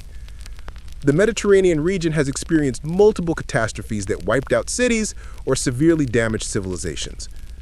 What's not plausible is Plato's specific timeline, 9600 BCE, his specific location beyond the Pillars of Hercules in the Atlantic Ocean, and his specific scale, an empire larger than Libya and Asia that fielded hundreds of thousands of troops. If we strip away those elements and just ask, could there have been an advanced Bronze Age civilization somewhere in the Mediterranean region that was destroyed by a volcanic eruption, earthquake, and tsunami, and could that have been remembered in Egyptian records and eventually made its way into Greek tradition? The answer is yes, absolutely. That's possible. Even likely. The Minoans remain the best candidate. They were sophisticated, they were maritime, they were in a volcanic region, they experienced a catastrophic eruption. Their civilization declined thereafter. The Egyptians traded with them and would have known about them.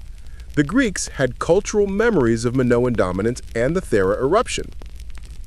But, and this is important, even if the Atlantis story was inspired by the Minoans in Santorini, that doesn't mean Atlantis was real. It means Plato might have been working from some historical material that he then embellished, changed, and used for his own philosophical purposes. The relationship between myth and history is complicated. Historical events inspire myths. Myths preserve distorted memories of historical events. Multiple historical events can be combined into a single myth. And sometimes myths are just made up whole cloth with no historical basis at all. We see this pattern constantly in ancient literature. The Trojan War really happened, but the Iliad includes gods fighting on the battlefield, which probably didn't happen. There really was a King Minos on Crete, but he probably didn't have a minotaur in a labyrinth. There were really pharaohs in Egypt, but they probably didn't have magical powers.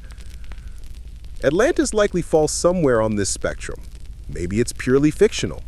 Maybe it's based on dim memories of real places and events. Maybe it's a combination of multiple sources that Plato wove together. What we can say with confidence is that natural catastrophes have destroyed numerous ancient civilizations, that the ancient world knew this, and that Plato's audience would have found the destruction of Atlantis entirely plausible because they lived in a world where earthquakes, volcanoes, and tsunamis were ever-present threats. Coming up next, we're going to look at some of the modern scientific expeditions and investigations into Atlantis, how archaeologists and geologists actually search for evidence of ancient catastrophes, and what technology has revealed about underwater sites and sunken settlements. Because even though we haven't found Atlantis, we have found a lot of other fascinating stuff underwater. And the techniques used to search for lost cities are actually pretty cool. But before we get there, let's just sit with the humbling reality that nature is powerful and civilizations are fragile. The ancient world understood this in a way that modern people, protected by our technology and infrastructure, sometimes forget. A volcanic eruption, an earthquake, a tsunami, these can erase centuries of human achievement in hours. The story of Atlantis, whether it's based on real events or not, is a reminder of that fragility. Even the greatest empire can fall. Even the most sophisticated civilization can be destroyed. Nothing is permanent. Everything we build is temporary. That's kind of the point Plato was making, actually. Hubris leads to downfall. No civilization is invulnerable. The gods, or nature, or fate, or whatever force governs the universe can humble even the mighty. That's a sobering thought, but also kind of comforting in a weird way, because if even legendary Atlantis could fall, then we don't have to feel too bad about our own failures and losses. We're all just doing our best in a world that's ultimately beyond our control.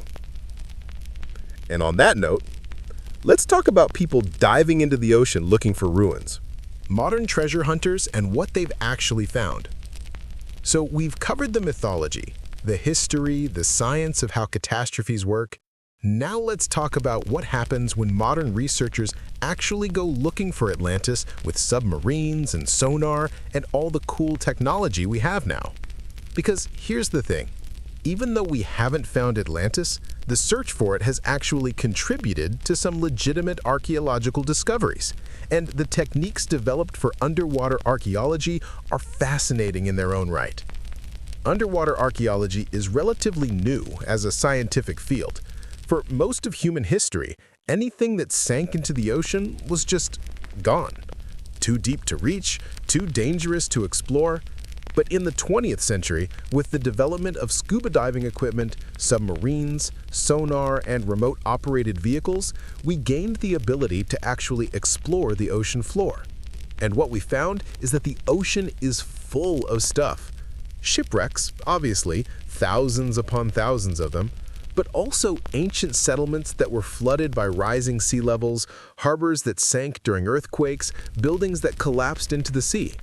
The coastlines of the ancient world were more extensive than they are now, and many archaeological sites are now underwater. This means that searching for Atlantis, even if Atlantis itself doesn't exist, can lead to real discoveries. You're looking for underwater ruins in areas that actually do have underwater ruins, just not necessarily Atlantean ones.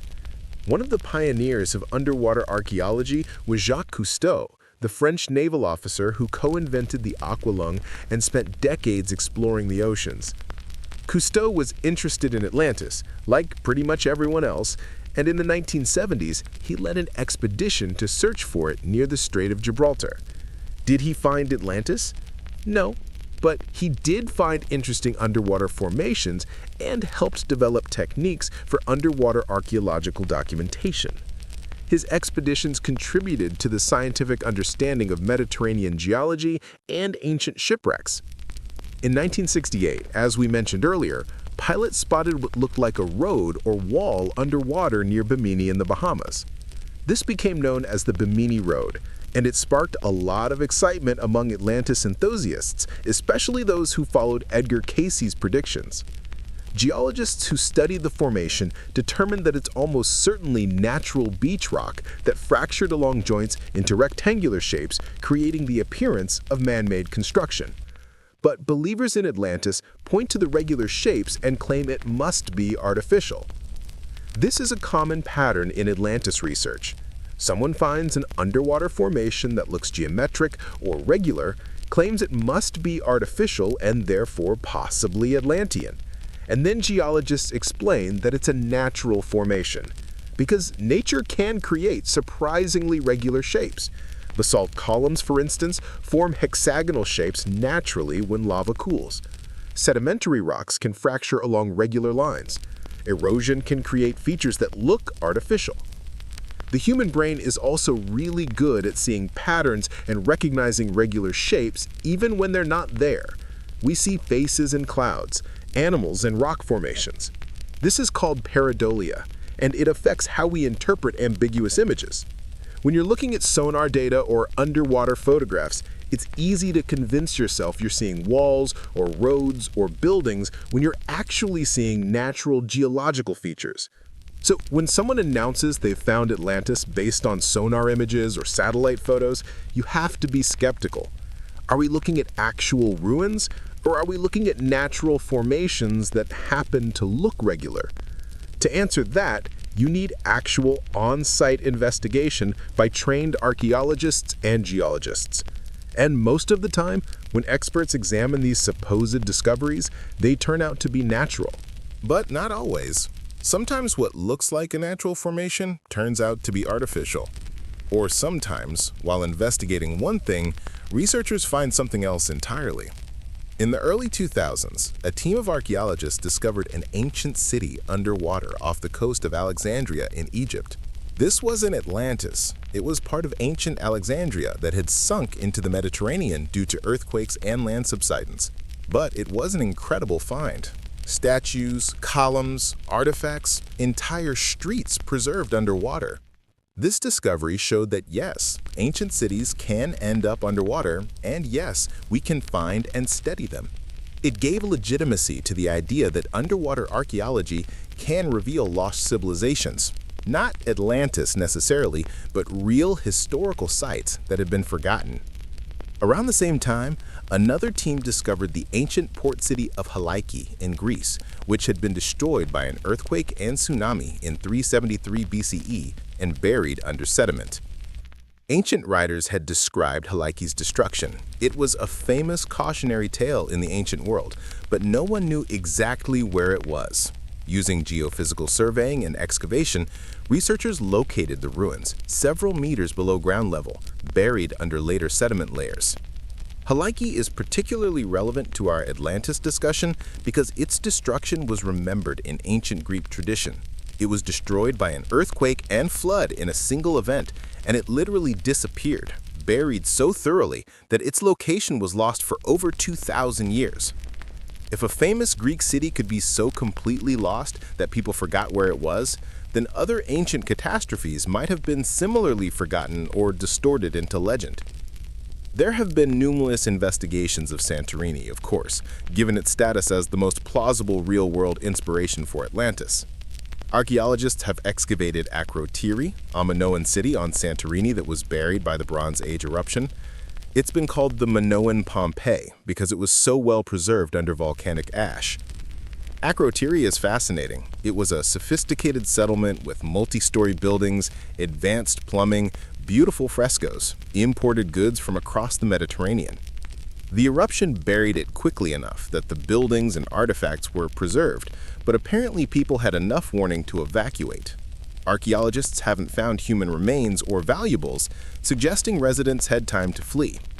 This is both evidence for and against the Atlantis as Santorini theory. For, here's a sophisticated Bronze Age civilization on a volcanic island, destroyed suddenly by eruption. Against, people escaped, the city itself is relatively small, and it doesn't match Plato's description of concentric rings or massive empire. Still, if you're an Atlantis enthusiast, Akrotiri is probably the closest thing to an actual lost city destroyed by a catastrophic volcanic eruption that we found. It's just not quite Atlantis. In 2011, a team led by Richard Fround from the University of Hartford announced they'd found evidence of a city in the marshlands of Doñana National Park in southern Spain that might be Atlantis. They used a combination of ground-penetrating radar, satellite imagery, and excavation to identify what they claimed were ruins of a city destroyed by a tsunami. The media coverage was extensive.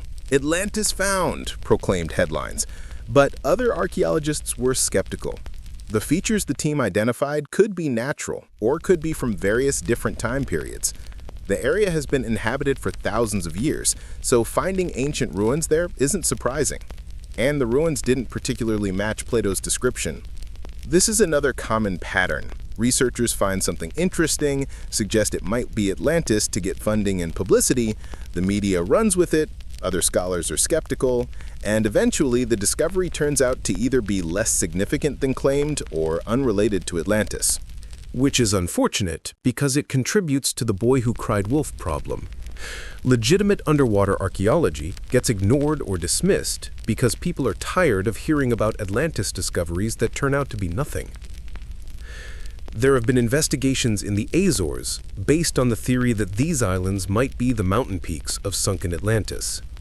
The Azores sit on the mid-Atlantic ridge, and the ocean floor around them does have various underwater mountains and plateaus. But geological studies show that these features are volcanic and have been underwater for millions of years, not thousands. There's no evidence of human habitation on these underwater mountains. In 2009, Google Ocean, the underwater version of Google Earth, created a stir when users noticed a pattern of lines on the ocean floor west of Africa that looked like a grid of streets. Could it be Atlantis? No. It turned out to be artifacts from the sonar mapping process, tracks left by boats collecting data. Google clarified that these were just data collection artifacts, not actual underwater features. But the incident showed how eager people are to find Atlantis and how easy it is to misinterpret technical data. There have been investigations in the Black Sea, following the theory about the catastrophic flooding when the Bosphorus was breached. Robert Ballard, the oceanographer who found the Titanic, led expeditions to the Black Sea and did find evidence of ancient coastlines and preserved shipwrecks in the deep anoxic water. He found no evidence of advanced ancient civilizations, but the research did confirm that the Black Sea flooding event happened and that there are well-preserved archaeological remains underwater. In Cuba, in 2001, a team using sonar claimed to have found what looked like regular geometric structures about 700 meters down. The shapes were intriguingly regular, and some people suggested they might be ruins of an ancient city, possibly Atlantis. But subsequent investigations didn't confirm the findings, and most marine geologists who reviewed the data said the features were probably natural. The problem with these very deep underwater formations is that they're expensive and difficult to investigate properly. You can't just dive down with scuba gear at 700 meters depth. You need specialized equipment. So often, these discoveries remain ambiguous because no one can afford to definitively prove or disprove them. There have been so many claimed Atlantis discoveries over the years that it's exhausting to list them all. Malta, Sardinia, Cyprus, Crete, various locations in Turkey, sites in Indonesia, all have been proposed at one time or another, usually based on underwater formations, ancient ruins, or geographical features that supposedly match Plato's description. And here's the thing. Many of these sites are genuinely interesting from an archaeological perspective. They're just not Atlantis. The Mediterranean is full of ancient ruins. Thousands of years of human civilization leave a lot of traces. Cities rise and fall. Harbors sink. Coastlines change. You can't throw a rock in the Mediterranean without hitting an archaeological site. So when researchers search for Atlantis, they often do find ancient ruins, just not the specific ancient ruins they were looking for. It's like searching for Bigfoot and finding actual bears. Yes, you found something, but not what you were looking for. The technology for underwater exploration has advanced dramatically. Side-scan sonar can create detailed maps of the ocean floor.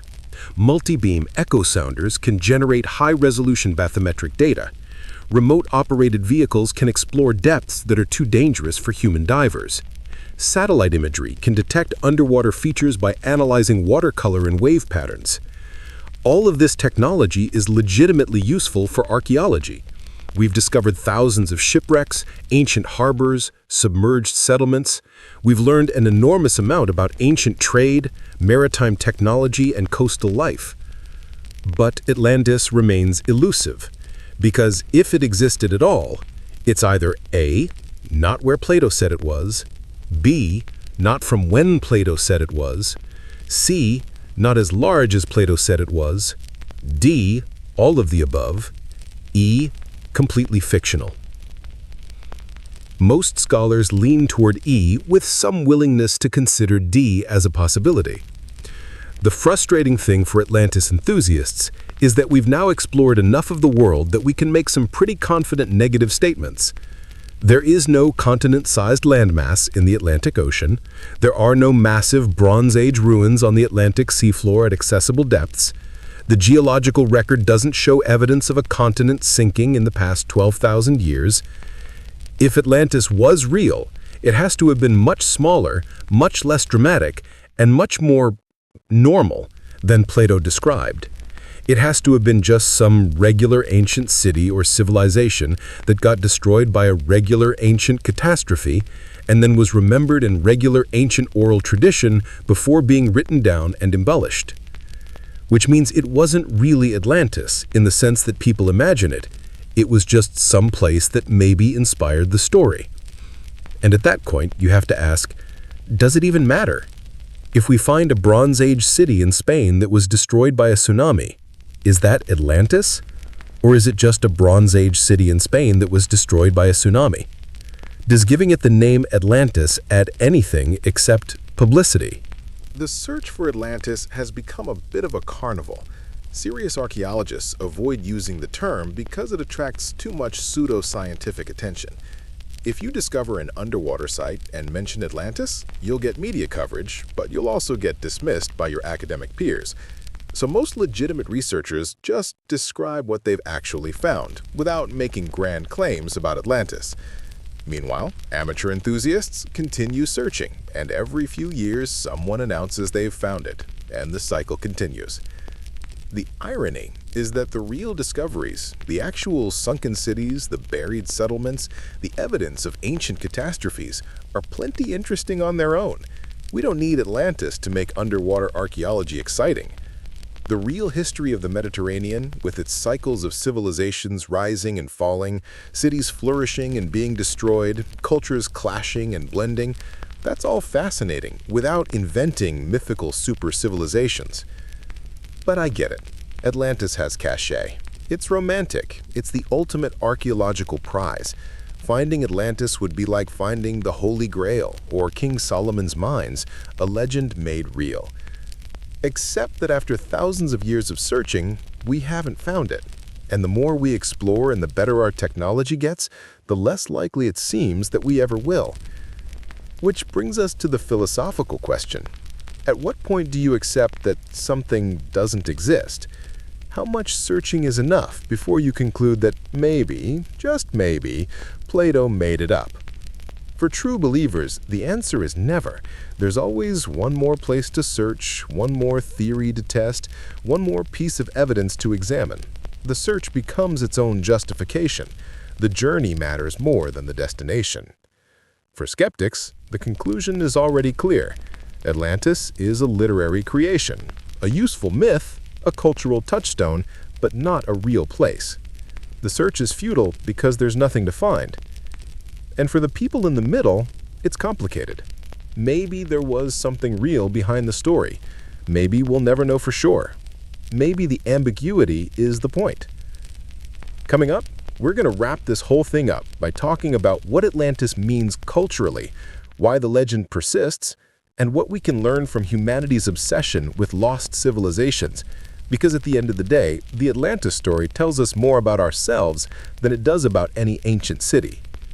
But before we get there, let's appreciate the people who've dedicated their lives and careers to searching for something that probably doesn't exist. That takes real commitment, or stubbornness, maybe both. Either way, the oceans are vast, the past is mysterious, and the human imagination is endlessly creative in finding patterns and possibilities in the unknown. And who knows? Maybe tomorrow someone will find a site that genuinely matches Plato's description and proves everyone wrong. It's unlikely, but not impossible. And that tiny sliver of possibility is enough to keep people searching. Why we can't let go of lost cities. All right, we're in the home stretch here. We've covered the origins of the Atlantis story, the history of searching for it, the science of how catastrophes destroy civilizations, and the modern expeditions that have found everything except Atlantis itself. Now let's talk about why this matters. Why has this story persisted for over 2,000 years?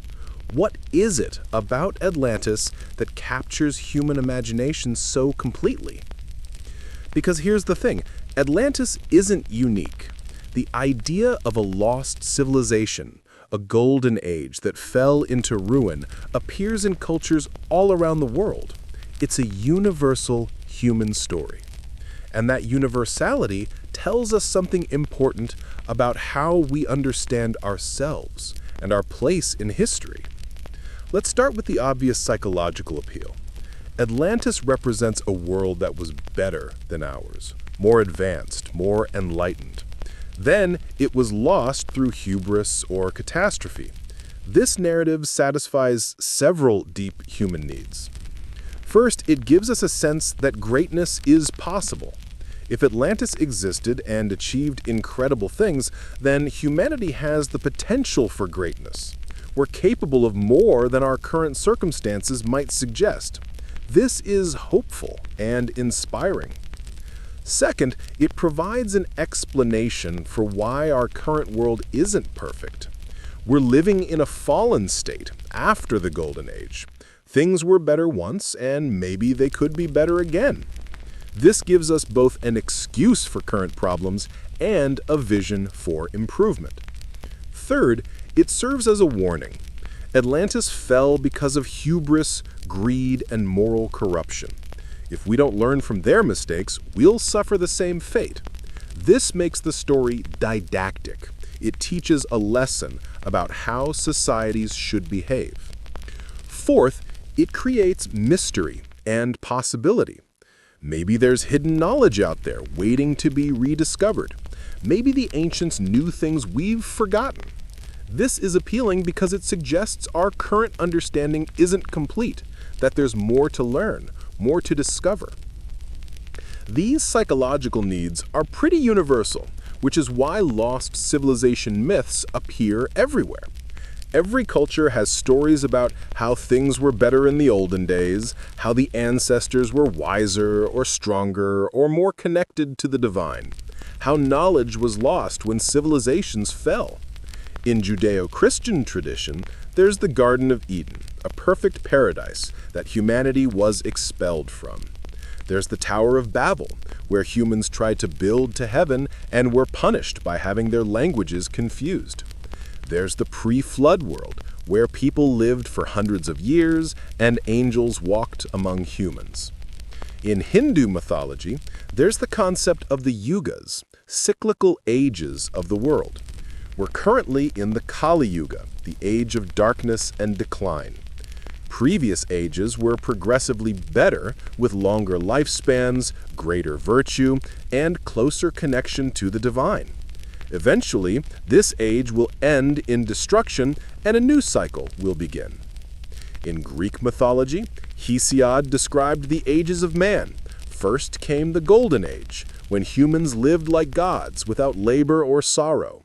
Then the Silver Age, then the Bronze Age, then the Heroic Age, and finally the Iron Age, which is where we are now. Each age is worse than the one before, a steady decline from an original paradise. Chinese mythology has similar concepts of ancient sage kings who ruled perfectly and established the foundations of civilization, followed by a gradual decline in virtue and wisdom. Indigenous cultures around the world have stories about ancestors who had powers or knowledge that later generations lost, about lands that used to exist but were destroyed, about a time when humans and animals could speak to each other, when the boundaries between the physical and spiritual worlds were more permeable. The lost continent of Mu or Lemuria, which was proposed by 19th century occultists and pseudoscientists, played a similar role to Atlantis for Pacific and Indian Ocean cultures. It was supposedly a vast continent that sunk beneath the waves, and the surviving population spread across the Pacific Islands and Asia. There's no geological evidence for Mu, just as there's no evidence for Atlantis, but the story persists because it serves the same psychological and cultural functions. So Atlantis isn't unique.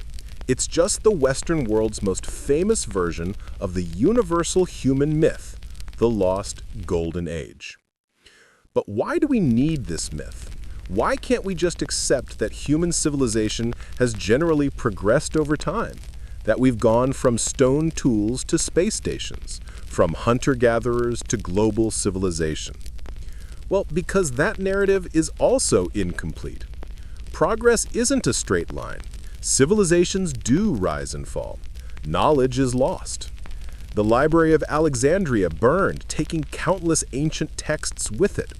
The Bronze Age collapse saw sophisticated civilizations destroyed and literacy lost for centuries. The fall of Rome led to a period where much classical knowledge was forgotten in Western Europe. So, the idea that there have been great civilizations that fell and that knowledge has been lost is actually true. It's happened multiple times in recorded history. The myth of Atlantis is just an exaggerated, dramatized version of a real pattern. And that pattern is worth remembering, because it's a reminder that progress is fragile, that civilizations can collapse, that what seems permanent and powerful can fall. This is actually a valuable lesson, especially for dominant civilizations that might become complacent. The Atlantis story, at its core, is about hubris and its consequences. The Atlanteans became too powerful, too proud, too greedy. They stopped honoring the gods and maintaining virtue, so they were punished. This is a warning. No matter how advanced or powerful you become, you're not immune to disaster. You're not invincible. Nature or fate or divine will can still destroy you. That's a message that resonates in every era. The Romans, at the height of their power, should have remembered Atlantis.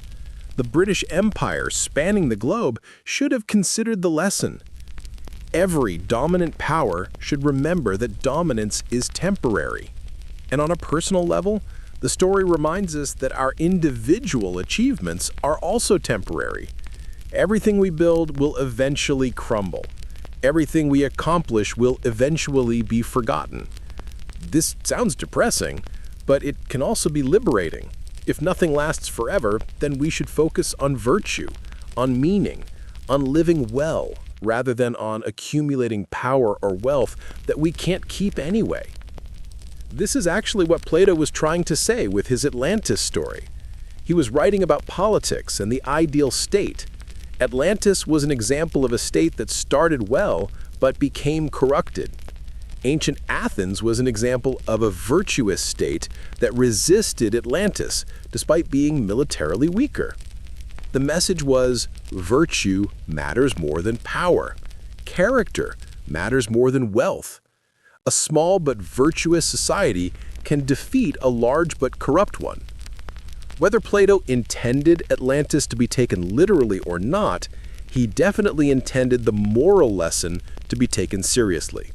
And that lesson is why the story has endured. It's not just an entertaining tale about a sunken city, it's a parable about how societies succeed and fail. But over time, the moral lesson has sometimes been overshadowed by the mystery and adventure. People fixate on finding Atlantis rather than on understanding what the story means. They get caught up in the treasure hunt and forget the actual point. This happens a lot with myths and legends. The symbolic meaning gets buried under literal interpretations and historical speculation. The story becomes about the facts rather than the truth. Lowercase t truth being factual accuracy, uppercase T truth being deeper meaning and wisdom. The Atlantis story contains truth even if it doesn't contain facts. It tells us something true about human nature, about civilizations, about hubris and downfall, even if it doesn't accurately describe a historical event. But our modern scientific worldview has trouble with this distinction. We want to know, did it really happen or not? Is it true or false? We're not satisfied with it's a myth that conveys wisdom. We want definitive answers. So we keep searching for evidence. We keep trying to prove it one way or another. And in the process, we sometimes miss the point entirely. There's also something else going on with the persistence of Atlantis and other lost civilization myths. They serve a psychological need to believe that we're not the first, that we're not alone in our struggles, that others have walked this path before. Human civilization is a blip in geological time. Anatomically modern humans have existed for maybe 300,000 years. Civilization, cities, writing, agriculture, organized states, has existed maybe 10,000 years at most. The universe is 13.8 billion years old. The Earth is 4.5 billion years old. We've been around for an eye blink. That's kind of terrifying. It makes us feel small and insignificant. It makes our achievements seem fragile and temporary. So there's comfort in believing that maybe we're not the first. Maybe there were previous cycles of civilization. Maybe others achieved greatness before us. Maybe we're rediscovering knowledge that was known in the past. This is part of why ancient astronaut theories are popular, why people believe in ancient advanced technologies, why Atlantis resonates. It suggests we're part of a longer story, that human achievement has deeper roots than we realize. The problem is that this belief, when taken to extremes, can undermine respect for the actual achievements of ancient peoples. When people attribute Egyptian pyramids or Mayan temples to Atlanteans or aliens, they're implicitly saying that the actual Egyptians and Mayans weren't capable of building these structures themselves, which is both factually wrong and kind of insulting. Ancient peoples were smart, they were creative, They were capable of remarkable engineering and astronomical observation with the tools available to them. We don't need to invoke lost super civilizations or alien visitors to explain their achievements. They did it themselves, and that makes their accomplishments even more impressive. But the desire to believe in lost civilizations persists, often in the face of contradictory evidence, because it fulfills psychological and cultural needs that pure historical facts don't satisfy. Let's talk about Atlantis in popular culture, because that's another reason the legend persists. Atlantis has been featured in countless books, movies, TV shows, video games, and comic books. It's been the setting for adventure stories, science fiction, fantasy, romance, you name it. Disney made an animated movie about it. Stargate had an entire spin-off series set in the Lost City of Atlantis in space, because why not? DC Comics has Aquaman ruling Atlantis as an underwater kingdom. Countless video games have used Atlantis as a setting or plot device. In popular culture, Atlantis has evolved into a generic fantasy setting that has only loose connections to Plato's original description. It's typically depicted as having advanced technology, often based on crystals or some kind of mystical energy. It's usually populated by humans with psychic powers or magical abilities. Sometimes it's underwater and populated by merpeople. Sometimes it sank, but parts of it survived and were sealed off in protective bubbles. The popular culture Atlantis has almost nothing to do with Plato's Atlantis. But it doesn't matter, because Atlantis has become a flexible symbol that can mean whatever a particular story needs it to mean. It's shorthand for ancient lost civilization with cool stuff. This cultural proliferation reinforces belief in Atlantis even among people who've never read Plato's original account. If you've grown up watching movies and playing games that feature Atlantis, it feels real in a way that abstract ancient texts don't. The cultural saturation creates a kind of pseudo-reality where Atlantis exists at least as a shared cultural concept, if not as a historical fact. And there's nothing inherently wrong with this. Fictional places can be meaningful and culturally important. Nobody thinks Hogwarts is real, but it's still a significant cultural touchstone for millions of people. Middle-earth isn't real, but it's shaped fantasy literature and influenced how we think about epic storytelling. Atlantis occupies a weird middle ground where some people treat it as pure fiction, some treat it as historical fact, and many aren't quite sure what to think. This ambiguity is actually part of its appeal. The "maybe it's real" aspect makes it more exciting than admittedly fictional places. Let's consider what would happen if someone definitively proved Atlantis was real. If archaeologists found ruins that perfectly matched Plato's description, with inscriptions confirming it was the actual Atlantis, with evidence of the catastrophic destruction he described. Would this be exciting? Absolutely. It would be one of the greatest archaeological discoveries ever. It would rewrite our understanding of ancient history. It would vindicate everyone who believed in Atlantis. But it would also, in a way, diminish the legend, because the power of Atlantis comes partly from its mystery, from the not knowing, from the possibility. Once it's found and cataloged and studied and explained, it becomes just another ancient site. Fascinating, historically important, but no longer magical. The search itself has become part of the legend.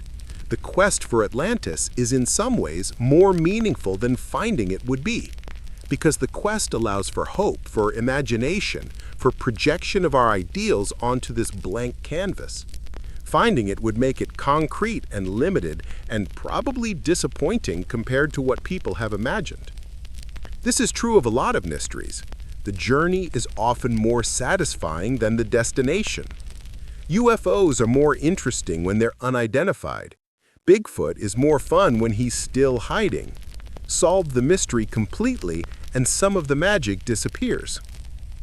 Not that we should avoid seeking truth or making discoveries, But we should recognize that mystery and ambiguity have their own value. They inspire wonder, encourage exploration, and allow for imaginative engagement with ideas. Atlantis has inspired people to become archaeologists, to study ancient civilizations, to learn about geology and oceanography. Even if they never find Atlantis, they might make other important discoveries along the way. The search, even for something that doesn't exist, can lead to valuable knowledge. And maybe that's the real lesson of Atlantis. Not, here's what happened to this ancient civilization, but the search for knowledge and understanding is worthwhile even when you don't find what you expected. Maybe the point is the searching itself, the learning, the wondering, the imagining. Plato would probably appreciate that interpretation. He was, after all, a philosopher. His whole thing was asking questions, examining assumptions, seeking wisdom. He used stories and dialogues to make people think, not to deliver simple, factual information. If Atlantis makes us think about how civilizations rise and fall, about the relationship between power and virtue, about what we value and why, then it's doing its job, whether it was real or not. So, where does this leave us after 2 hours of meandering through Atlantean mythology, history, geology, and culture? Here's what we can say with confidence. Plato wrote about Atlantis in 2 dialogues around 360 BCE. He described it as a powerful island empire that was destroyed by earthquakes and floods in a single day and night 9,000 years before his time. No other ancient source independently confirms this story. Most scholars think Plato either made it up as a philosophical allegory or based it very loosely on garbled memories of real places and events. If any real place inspired the story, the most likely candidate is Santorini and the Minoan civilization, which experienced a catastrophic volcanic eruption around 1600 BCE. But this doesn't match Plato's timeline, location, or many specific details. So it's at best a partial inspiration, not a direct correlation. Natural disasters like earthquakes, volcanic eruptions, and tsunamis really do destroy cities and civilizations. The Mediterranean has experienced many such catastrophes. So the basic premise of Atlantis, a great civilization destroyed suddenly by natural forces, is entirely plausible and has happened multiple times in history. Despite thousands of years of searching, no definitive evidence of Atlantis has been found. No ruins matching Plato's description, no inscriptions mentioning Atlantis, no geological evidence of a sunken continent in the Atlantic. The more we explore and the better our technology gets, the less likely it seems that Atlantis, as Plato described it, ever existed. But the legend persists because it serves important psychological and cultural functions. It's a cautionary tale about hubris. It's a symbol of lost golden ages.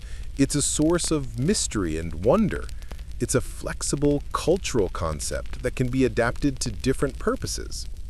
Whether Atlantis was real or not almost doesn't matter at this point. It's become more than a historical question.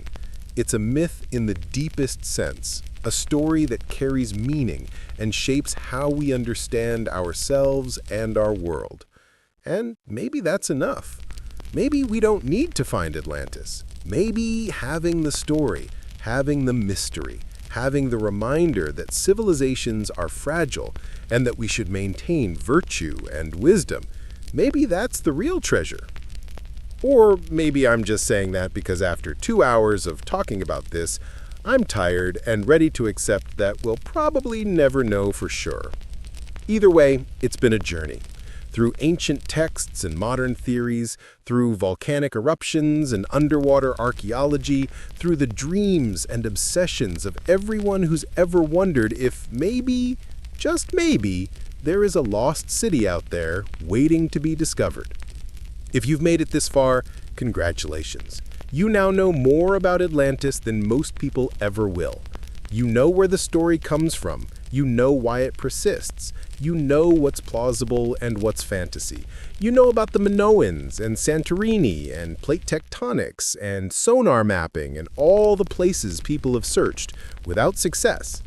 And you know that sometimes the most interesting questions are the ones that don't have clear answers, that mystery has value, that the human capacity for wonder and imagination is something to be celebrated, even when it leads us to believe in things that probably aren't real.